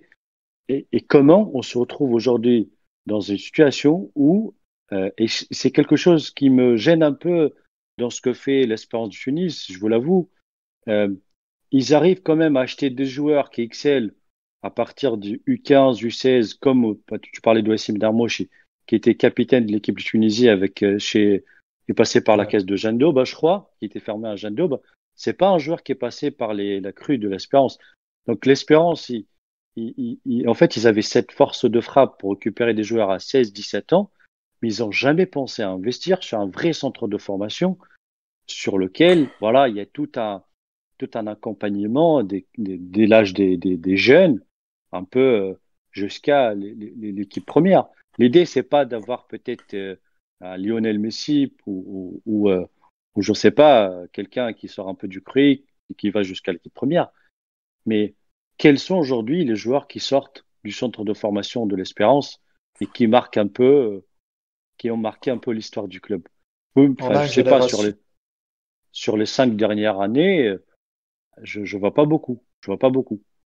Et pour Ouais, Mais en moi, fait, ça, moi, c'est ouais. quelque chose. Même Youssef Msek, il était racheté Non, c'est un enfin, Tunisien, bien c'est un sûr, le Stade formé Tunisien. au Stade tunisien. tunisien. Donc, l'Espérance, ils sont forts pour acheter des joueurs jeunes qui ont 16, 17 ans parce qu'ils savent les convaincre, parce qu'ils savent leur vendre leur projet sportif. Mais pour moi, il manque quand même, et peut-être qu'avec Kamel Kolsi qui fait un super travail, et comme disait Slim, commence à faire un peu le ménage, et avec tout mes respects à Arbi Zouaoui, et ce qu'il a fait, peut-être que c'était le moment aussi de le faire partir, ça manque un peu de structuration au niveau du centre de formation, comparé peut-être à l'Étoile du Sahel ou au CSS. Et c'est peut-être le moment aussi d'investir sur le centre de formation. Parce que les coûts de millions pour payer les joueurs algériens, c'est bien. Mais là où on Ouais. attend l'espérance du Tunis, c'est la formation. Et La j'espère en preuve, tout cas. Écoute, c'est le revers de la médaille en fait. Le fait que ça soit Hamdi Medeb qui gère tout, quoi. Et qui fait que, au fil des années, tu fais le vide autour de toi et tu n'arrives pas à gérer tous les chantiers. Les premiers trucs qui vont en pâtir, c'est la formation des jeunes, c'est les autres sections du club, etc., etc. Faut pas oublier aussi qu'à une certaine période, il y avait Bouchamel qui avait pris en main la gestion du centre de formation. Il a essayé de mettre en place une certaine structure. Il a essayé de ramener, je crois, un Portugais ou un. Je sais pas si tu t'en souviens, Walid. oui, un Des Portugais Moraes, Qui a fini. qui avait, non, non, Non, un pas des directeur Moraes. technique qui avait bossé au Real Madrid, je crois. Et d'accord. qui a sauté après 6 mois, je crois, à cause des différents intrus C'est quand je ça. viens d'en parler, mais aussi à Hmm. cause de l'Arbizoua, oui. Qui m'a dit, احنا بلغتنا باشا مكنيك. Mais, hmm. D'accord. Mais moi, pour conclure, en tout cas, j'ai vu les jeunes de l'Espérance jouer. J'ai vu les jeunes de l'Espérance jouer, même j'ai quelques connaissances à moi qui ont joué aussi dans le jeu de l'Espérance, ou bien ils jouent maintenant. Mais moi, je trouve qu'en tout cas, le problème, c'est que l'Espérance n'arrive pas enfin, je trouve, enfin, c'est mon avis, j'ai l'impression qu'ils ont beaucoup de joueurs qui ont commencé une préformation ailleurs, c'est-à-dire dans tous les coins de la Tunisie, ou même à l'étranger, même, parce qu'il y a des joueurs étrangers qui jouent dans la section jeune de l'Espérance, mais qui n'arrivent pas à avoir des joueurs qui ont commencé de école, c'est-à-dire, voilà, ont débuté le foot en école de foot, et qui ont gravi les échelons, toutes les catégories jeunes pour atteindre le monde pro. Et je trouve que ça, en tout cas, l'Espérance n'arrive pas à le faire. Contrairement à d'autres clubs qui le font, qui arrivent à le faire, l'Espérance n'arrive pas du tout à le faire. Et globalement, comme a dit tout à l'heure, les réussites de l'Espérance ces dernières années, honnêtement, oui, il y a des joueurs qui ont été formés à l'Espérance, bien entendu. Moaz Ben Chifir, par exemple, est formé à l'Espérance, c'est un gars du Grand Tunis, etc. Mais il y a plein d'autres joueurs, par exemple, qui, voilà, de base, ne sont pas formés à l'Espérance et qui ont réussi pour quand même à gagner des tirs avec le club. Mais voilà, c'est quand même, je trouve, au niveau, en comparaison, en titre de comparaison avec les résultats sportifs de l'équipe première, les résultats des jeunes, c'est quand même assez moyen, quoi. Assez Moi, moyen. je Sur voulais l'effectif réagir. actuel, il y a seulement 2 joueurs en fait, qui ont fait toutes les sections. C'est très peu. Right, Feda et Ben Ramadan. Oui, c'est très très peu, oui. C'est très peu. C'est pas, Justement. c'est peu. Hein. Walid conclut.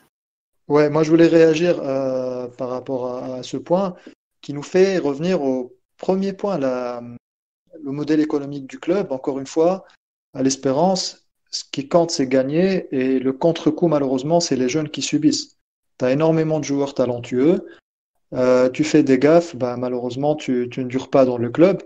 Et la politique du club, elle n'est pas du tout orientée vers les jeunes, hormis quelques exceptions. Les années 80, où vraiment la période où l'Espérance a dominé la mi-année 80 avec l'éclosion de Nabil Marloul et compagnie. Et je me rappelle aussi, vers 2004-2005, l'arrivée du Brésilien Cabral, qui a vu passer senior les Darraji, Derbeli et compagnie. À part ces deux périodes-là, généralement, l'Espérance elle va acheter des joueurs prêts, des joueurs performants et qui doivent gagner. Maintenant, si tu demandes quel est le style de jeu de l'Espérance, on va te dire à l'Espérance, il faut gagner. Il n'y a pas ce type de jeu, quoi. C'est l'ADN Voilà. d'un grand club. Oui, voilà, on délaisse un petit peu la formation et on mise tout sur le résultat. Quoi qu'il en coûte. C'est C'est le modèle la fameuse parisien. Champions League. Oui, Faut non, pas mais c'est oublier vrai. qu'on a- Oui, oui. Ouais. Donc après, ça m'a fait rappeler à une anecdote de C'est un peu Guardiola. comme la Juve, un peu, Walid. Ouais, le Bayern aussi, quand Le Guardiola arrive, Bayern aussi. il essaie d'uniformiser le style de jeu depuis les jeunes jusqu'aux seniors. Et il a un peu brusqué les Allemands parce qu'il leur a dit, il y a pas un style de jeu qui s'appelle il faut gagner. En Tu mets particulier en... Beckenbauer et Uli Hoeneß. Exactement. Il a dénaturé un peu. Il y a aussi un autre exemple, le Brentford Football Club. C'est un club D2 en Angleterre. Le club de l'Algérien, là, le buteur Benrahma, je crois. Benrahma. Et ben, ce club a décidé tout simplement de supprimer le centre de formation parce que pour eux, ça coûte très cher. Ça coûte cher et ils préfèrent acheter des petits joueurs et les revendre plus tard. Au moins, pour moi, c'est clair. Ce club-là, ils disent voilà, Oui, nous, ils assument. on n'assume pas besoin de centre de formation, ça nous coûte trop cher la formation, on n'en profite pas après, financièrement, on n'en profite pas, sportivement, on n'en profite pas.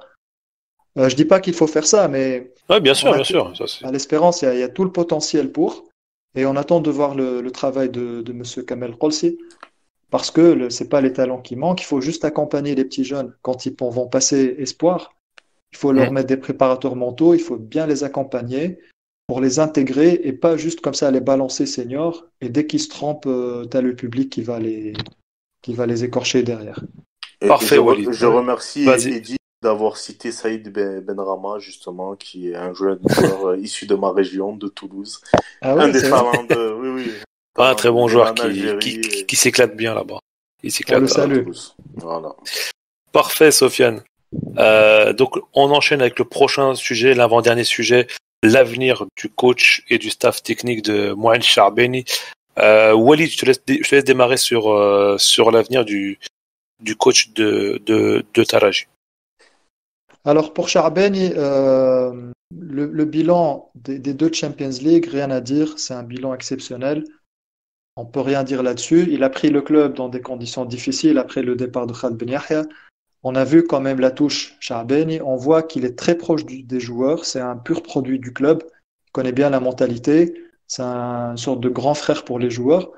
Maintenant, au niveau jeu et au niveau, on va dire, technique, il a été très critiqué. À juste titre. À juste titre aussi, il y a eu quand même des titres qui ont été gâchés, entre guillemets, alors que l'Espérance était en très bonne position pour les remporter. Derrière, on a un président, Hamdi El Medeb, qui n'a jamais pris position pour ses entraîneurs. Jamais publiquement, il est venu dire, voilà, le club soutient un tel, ou bien nous soutenons un tel, ou bien un tel va rester jusqu'à 2, 3 ans pour finir sa tâche.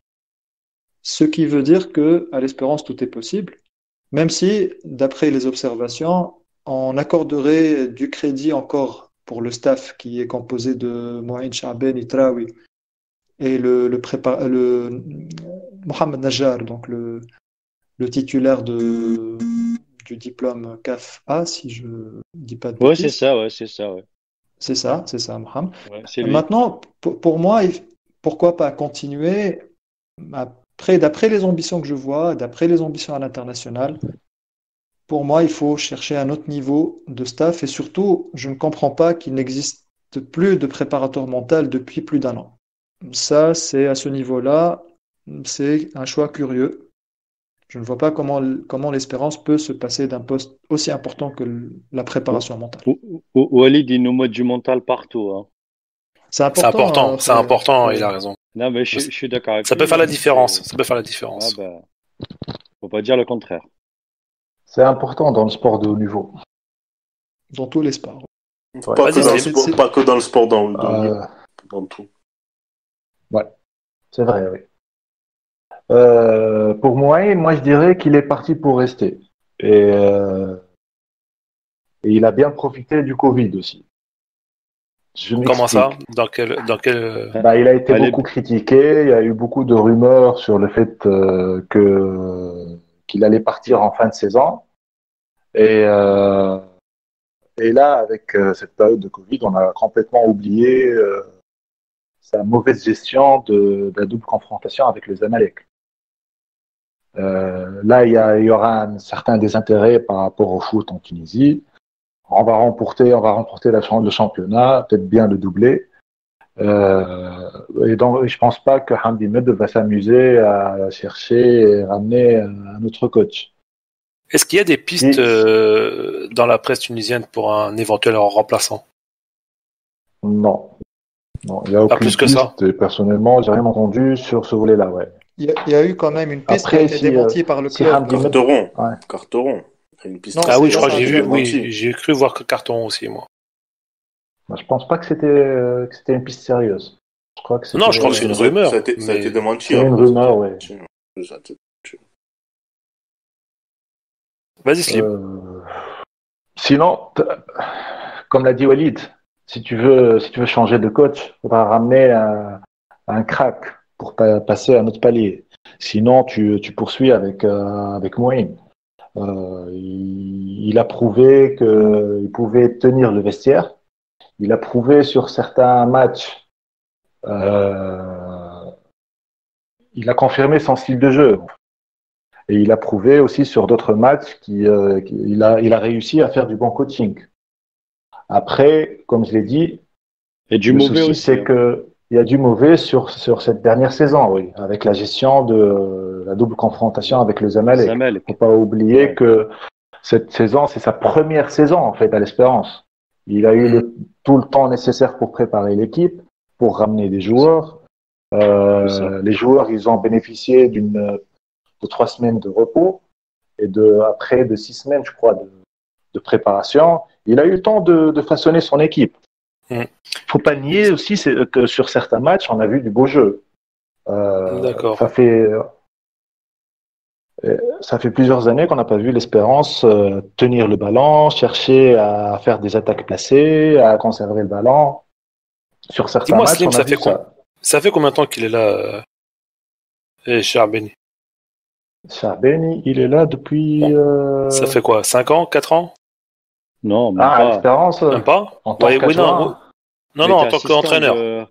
Il était assistant de En tant Khalid qu'entraîneur, en novembre. 18 En mois. novembre 2018. Primero d'agosto, je crois. Primero Ouais, d'agosto, 18 je mois. crois. Ou 18 l'étoile. mois. Octobre 2018. D'accord. L'étoile de 2018, quoi. Le quart de Ouais, finale. Le match retour de Primero, le match retour, Ah il ouais, était voilà. devenu l'entraîneur en chef. D'ailleurs, Walid, Entraîneur en chef, oui. vu que tu prends la parole, quel est l'entraîneur en LP1 qui a une certaine cote et qui pourrait correspondre au profil Taraji? Je Alors, connais ta réponse, Walid. par rapport au nom qui a circulé, il y a l'entraîneur de l'US Monastir, Lassar Jarda. Bien Mhm. sûr. Il est issu de l'école autrichienne allemande. C'est quelqu'un de très, très, très méthodique.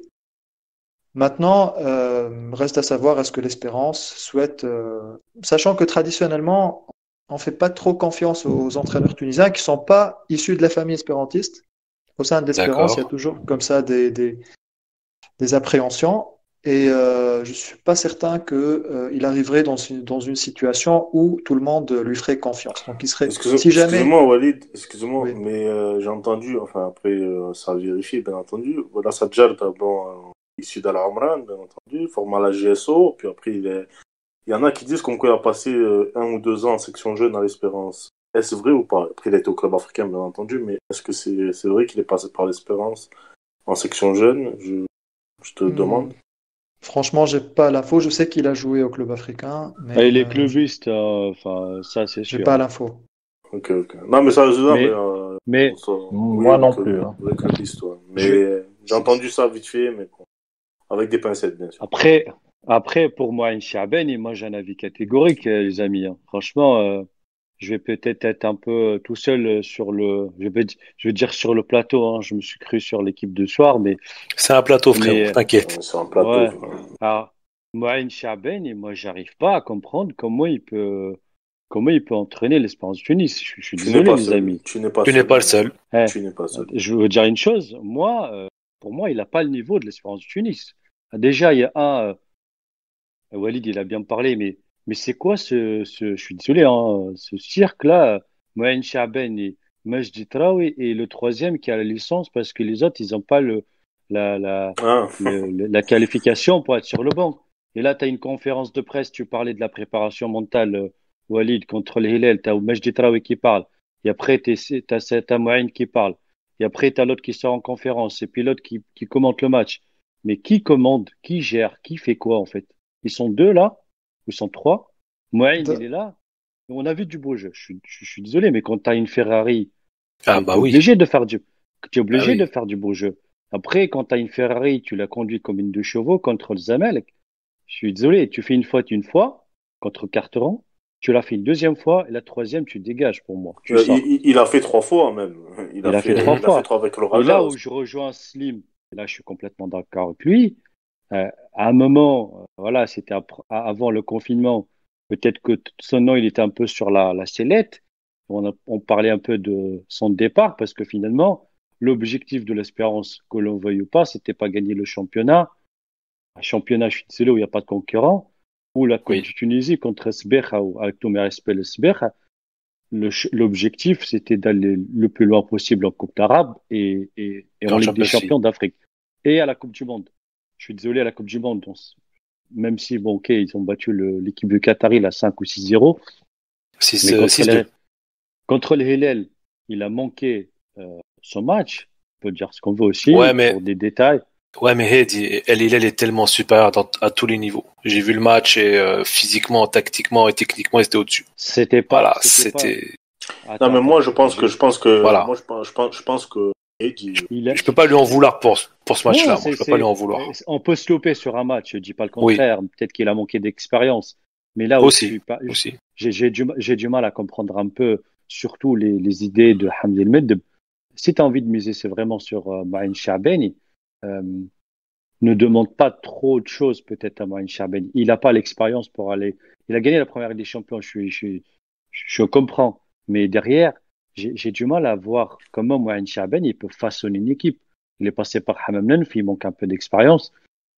Là, faut aller chercher les gros morceaux. Là, il faut aller chercher les carterons, il faut aller chercher peut-être un autre entraîneur brésilien, parce que les Brésiliens, l'Espérance, ça a toujours réussi, ça a toujours marché. En tout cas, souvent, comme disait mon ami Walid. Et là, tu vas passer un cap. Là, tu vas voir ce que un Brésilien peut te sortir avec tous ses joueurs.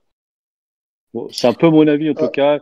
Je suis un peu catégorique sur Marine Charbel parce que je trouve que voilà, il manque un peu, il n'a pas les épaules assez larges pour un grand club comme l'Espérance de Tunis. ouais, Parfait, après, Head. Eddie, pour rebondir un peu, c'est un constat à date qui est pertinent, qui est assez juste. Maintenant, si on regarde d'où vient Mouaïn, en fait, si on contextualise un tout petit peu, on peut voir qu'il vient vraiment de loin. Le match aller en Angola, tu perds 1-0, tu as Khalil Chamem qui a un carton rouge, et tu es en train de perdre le match retour. Et là, je crois, il sort Mohamed Ali Yacoub, il rentre Saad Bguir. Et là, on commence à avoir une petite touche qu'on ne voyait pas avant, en fait. Avec Ben Yahya, c'était au niveau des tripes, c'était la grille. On sait que Ben Yahya, c'est Avec quelqu'un de Chabani très. aussi un peu quand même, non? Je pense pas, Walid. Moi, Beaucoup je plus Ben vois pas Yahya. trop d'identité, réelle identité tactique de Mohamed Chabani, honnêtement. Alors, pour avoir observé un peu sur les dernières années, par rapport à Ben Yahya, qui est vraiment l'enfant du club, une grande figure du club, qui Oui. est très rigoureux, c'est vraiment la discipline dans le vestiaire. Au niveau tactique, Ben Yahya, c'est pas vraiment voilà, c'est pas le football qui fait plaisir, etc. C'est toujours un peu prévisible. Moïse, quand il est arrivé, il a apporté cette fraîcheur qui manquait un tout petit peu. Et c'est avec l'euphorie que voilà, il y a certaines choses qu'on n'a pas pu voir, qui étaient un peu cachées. Et les deux Champions League, vraiment, c'était un truc incontestable. Après, c'est après, comme Mm. a dit Head, et qu'on a commencé à voir un peu les lacunes tactiques. On a commencé à voir On voit que Moïse, il a encore une marge de progression. Pourquoi pas aller poursuivre un peu sa formation académique, aller chercher la CAF A. On a vu Jarrah dernièrement, il a eu l'UFA Pro, je crois. Ouais. Il a passé ses concours. Sur le papier, tu auras forcément des entraîneurs qui vont dépasser Moïse, et de loin, parce qu'on a aussi Lasra Jalda, il a l'UFA Pro. On en a quelques-uns. On a l'Arbidi Ah, aussi qui. il faut la Maintenant, passer, l'UEFA Pro. Hein. ouais, c'est très difficile à obtenir. Maintenant, si tu vas mettre quelqu'un qui a tous ces diplômes-là à l'Espérance, il n'est pas dit qu'il va réussir, parce qu'il y a d'autres Aussi. facteurs. Ouais, il y a un contexte Ouais. assez particulier. Je suis d'accord. Slim, je te laisse conclure rapidement sur Charben et le staff, et on passera à notre dernier sujet. Moi, Slim, Charbel a besoin de progresser. Oui. alors, je crois qu'on a un problème Moi, je avec dirais Slim. que Charbel a besoin de progresser sur le plan tactique, en fait. Vous m'entendez? Ah, je crois qu'on a Allô? des petites. Oui, On a un Slim, petit vas-y. souci. C'est bon On là? t'écoute, Slim. D'accord. Je disais que pour moi, Moïse Charbel a besoin de progresser sur le plan tactique. Personnellement, je ne suis pas pour le fait de changer, à défaut de trouver, comme je l'ai dit tout à l'heure, un top manager qui fera passer la team à un niveau supérieur. Sinon, tu poursuis avec Moïse, mais tu fais en sorte qu'il progresse sur le plan tactique à travers des stages de perfectionnement, des trucs comme ça, quoi. Ok, Et je pense que Hamdi Medef va le conserver pour encore une saison, sauf offre mirobolante du golf. d'accord. Selon Parfait, certaines Slim. rumeurs. Merci. Parfait. De toute façon, on va revenir là-dessus s'il y a un départ de Charben ou un remplacement. Dans les prochains podcasts, on le soulignera sans aucun problème. On finit avec notre dernier thème qui va être assez rapide, un petit tour de table sur les forces, les faiblesses, l'opportunité et les menaces autour du club de Bepsouira. On va commencer par l'ordre qu'on a l'habitude de faire. Heidi, ensuite Sofiane, Slim et Walid, et ensuite on conclut sur ce podcast.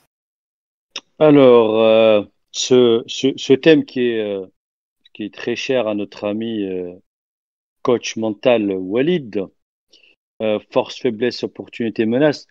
Moi, je trouve que la force de l'Espérance de Tunis, c'est cette capacité à avoir une stabilité d'un point de vue économique et administratif qui se reflète un peu sur le volet sportif.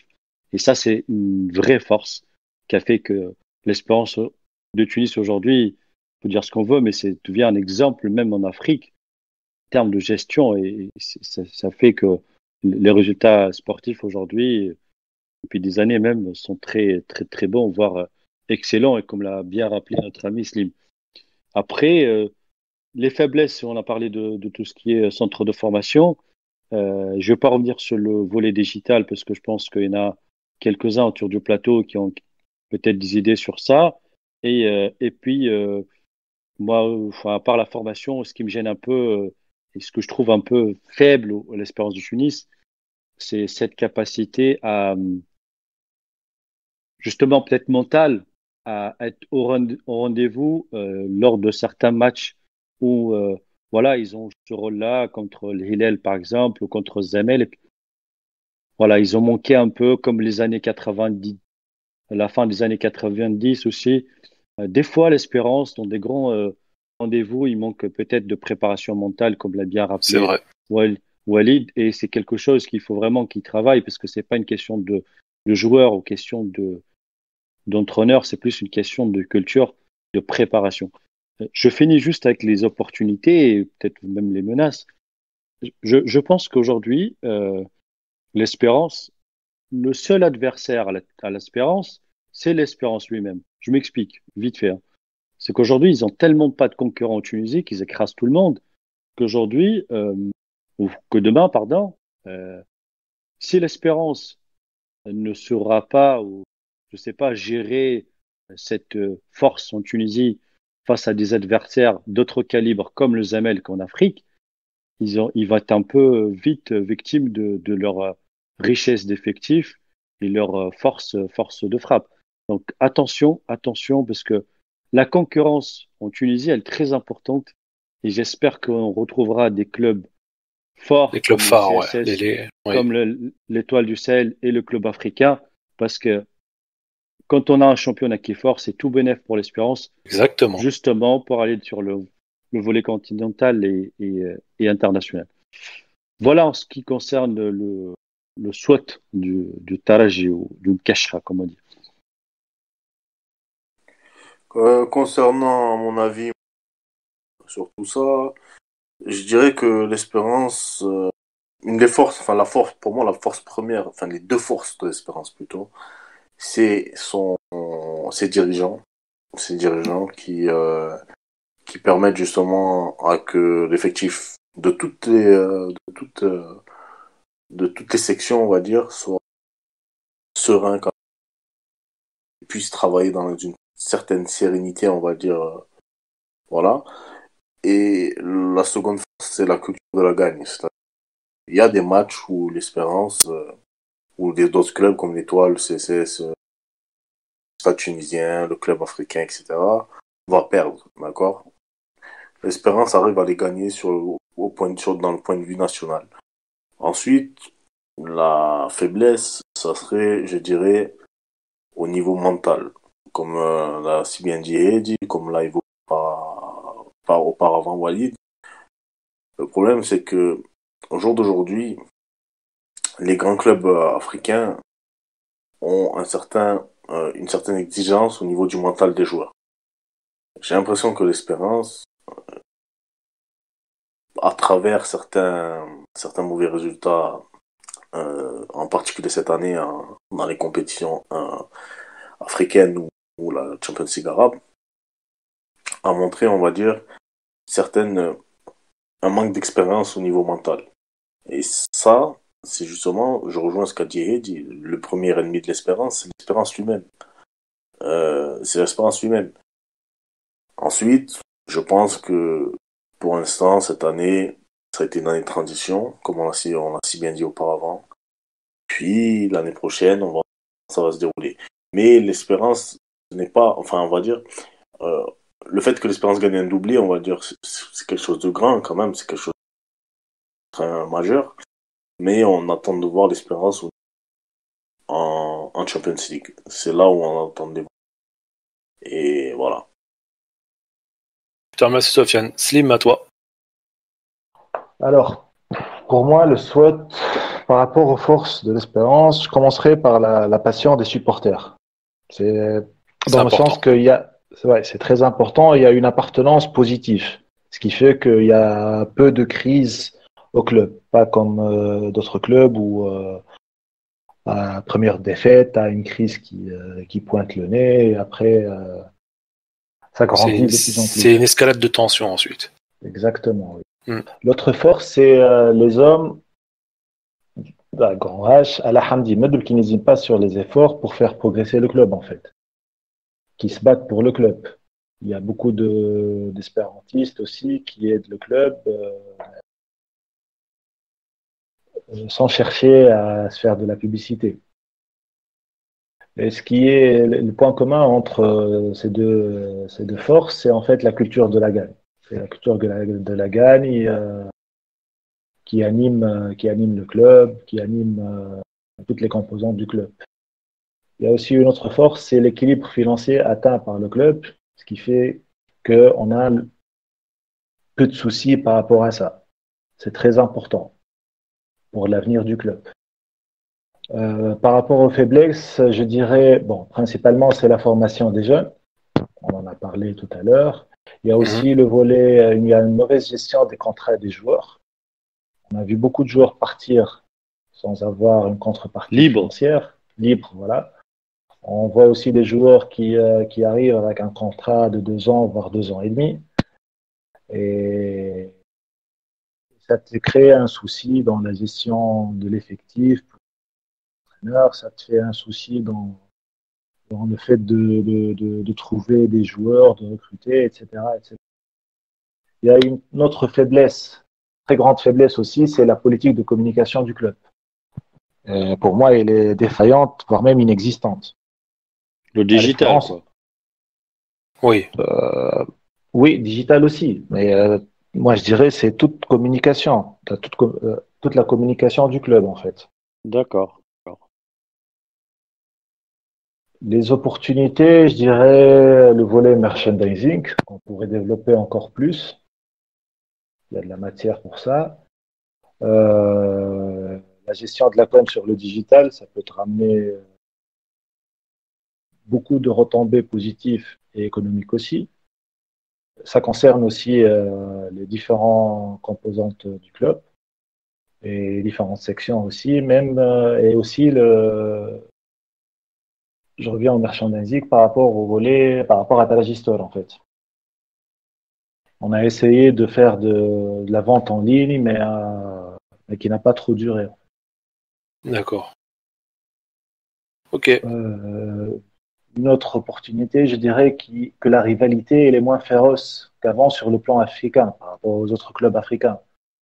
Et le fait de viser une 5e Champions League, tout à fait possible pour moi. Oui, possible.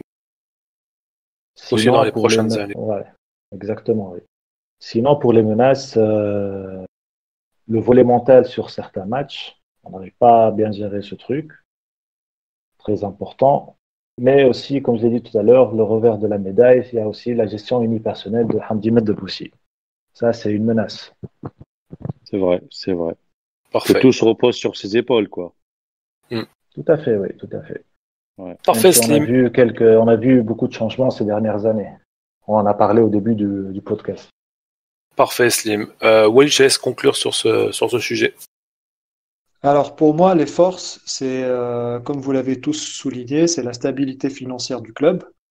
J'ajouterai la loyauté des dirigeants et des présidents. On voit quand même que c'est un esprit famille. Il y a toujours des passations. Ça se passe dans des conditions optimales.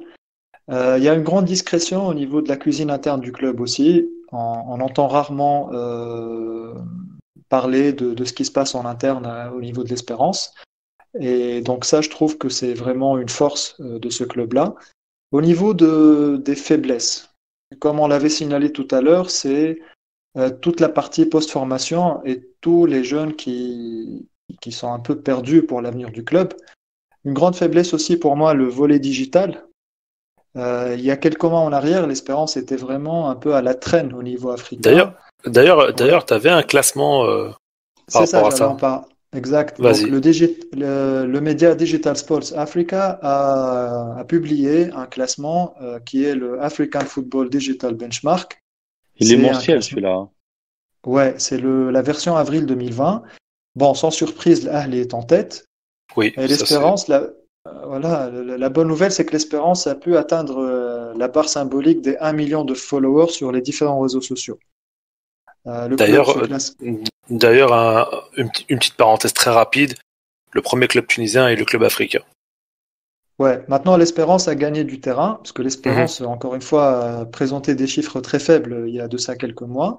Aujourd'hui, très exactement, il y a 1 40 000 followers. Au niveau du club africain, c'est presque 1 200 000. Donc il y a une progression qui est faite dans ce domaine-là, mais ça reste insuffisant. Que les premiers, Ça mérite c'est... un podcast, Walid. Le, la- la- la- la- je veux dire, tout le domaine digital pour le club tunisien, sans exception. Là où il n'y a aucun investissement, alors qu'il y a beaucoup d'argent à gagner. C'est Je vrai. ferme la parenthèse. Et la gestion des CM aussi, Ouais. des comptes. Vas-y, Walid. Je crois quoi. Walid est revenu. Ouais, c'est bon. Je crois qu'on a été coupé. Je disais, Vas-y. ouais, excellente idée, Ed. Surtout qu'on a Zied, monsieur digital, qui peut peut-être prendre en charge Boca ce sujet. Juniors. Petit coucou à notre Exactement. ami Zied. Quand tu Ouais, vas petit écouter coucou le à Zied. podcast. Ouais, il nous Ouais. a envoyé quelques réflexions à distance au niveau Ouais, aussi on le du salue. SWOT. Donc pour moi, pour finir sur les faiblesses des postes inexistants aujourd'hui, comme la préparation mentale, mais aussi l'entraîneur des attaquants, des entraînements spécifiques et des entraîneurs spécifiques qui n'existent pas à l'Espérance. Donc au niveau des menaces, moi j'ai relevé une menace qui est là au-dessus, qui est suspendue à la tête de l'Espérance, qui est l'ultra-violence d'une certaine frange du public qui cause énormément de problèmes au club. On l'a vu lors du dernier match de Champions League, ouais. Exactement. Malheureusement. Moi, je dis, la force de l'Espérance aussi, c'est l'équipe de juristes qu'elle a mis en place, qui a pu défendre l'Espérance devant le TAS, avec Maître Tweety, des gens vraiment très compétents qui ont passé énormément de temps sur le sujet. Mais moi, je dis, si avec l'irresponsabilité de certaines personnes présentes dans le stade, tu vois, les fumigènes qui étaient passés au-dessus de la tête de nos frères marocains, si un projectile avait atteint la tête d'un joueur, on n'en serait pas en train de parler de la deuxième Ouais. Champions League. Ça aurait été la Coupe du Monde. catastrophe. Non. La catastrophe. Ouais. Catastrophe. Et là, C'est clair. Donc c'est une vraie menace, c'est un vrai sujet qui trouve malheureusement pas de solution jusqu'à aujourd'hui. Mais c'est un sujet qui peu reste. abordé aussi, Walid. On va C'est pas un se sujet mentir. national, Walid. Les gens ne veulent pas aborder le cas de la violence dans les stades en Tunisie. Ils ont très peur de représailles. Ils ont très peur Après, les gens Des retombées. Des retombées, et aussi les gens ne maîtrisent pas le sujet. On va pas se mentir.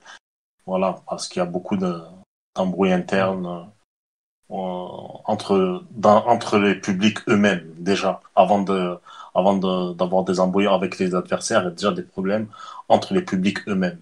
Et bon, c'est un vaste sujet. Grand sujet, vaste sujet, ouais. Et pour finir sur les opportunités, pour moi, possibilité de créer des clubs satellites, on en parlait tout à l'heure, ça peut être Slimane, d'autres clubs partout en Tunisie. Pourquoi ne pas faire des affiliations avec des académies un peu partout en Afrique? Et aujourd'hui, on a une image. Ouais, aujourd'hui, l'Espérance a une image à l'international. L'Espérance aujourd'hui joue les Coupes du Monde de clubs. Les premiers rôles. Les premiers rôles, grande notoriété.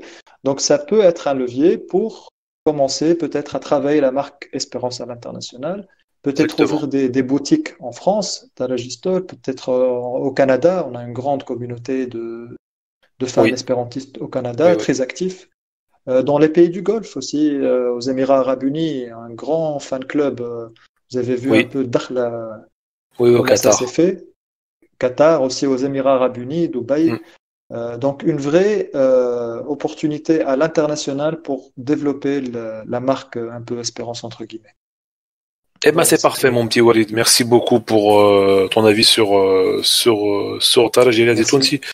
Je voudrais vous remercier à tous. J'espère que ce podcast vous aura plu. On a essayé d'être le plus complet possible sur ce grand club. Bien évidemment, on fera d'autres podcasts sur d'autres grands clubs tunisiens. Vous inquiétez pas. On fera sur le club africain, on fera sur le CSS, sur le SS, Bizert, etc., etc. Ne vous inquiétez pas. Chaque chose en son temps. Heidi, je te remercie d'avoir été là ce soir.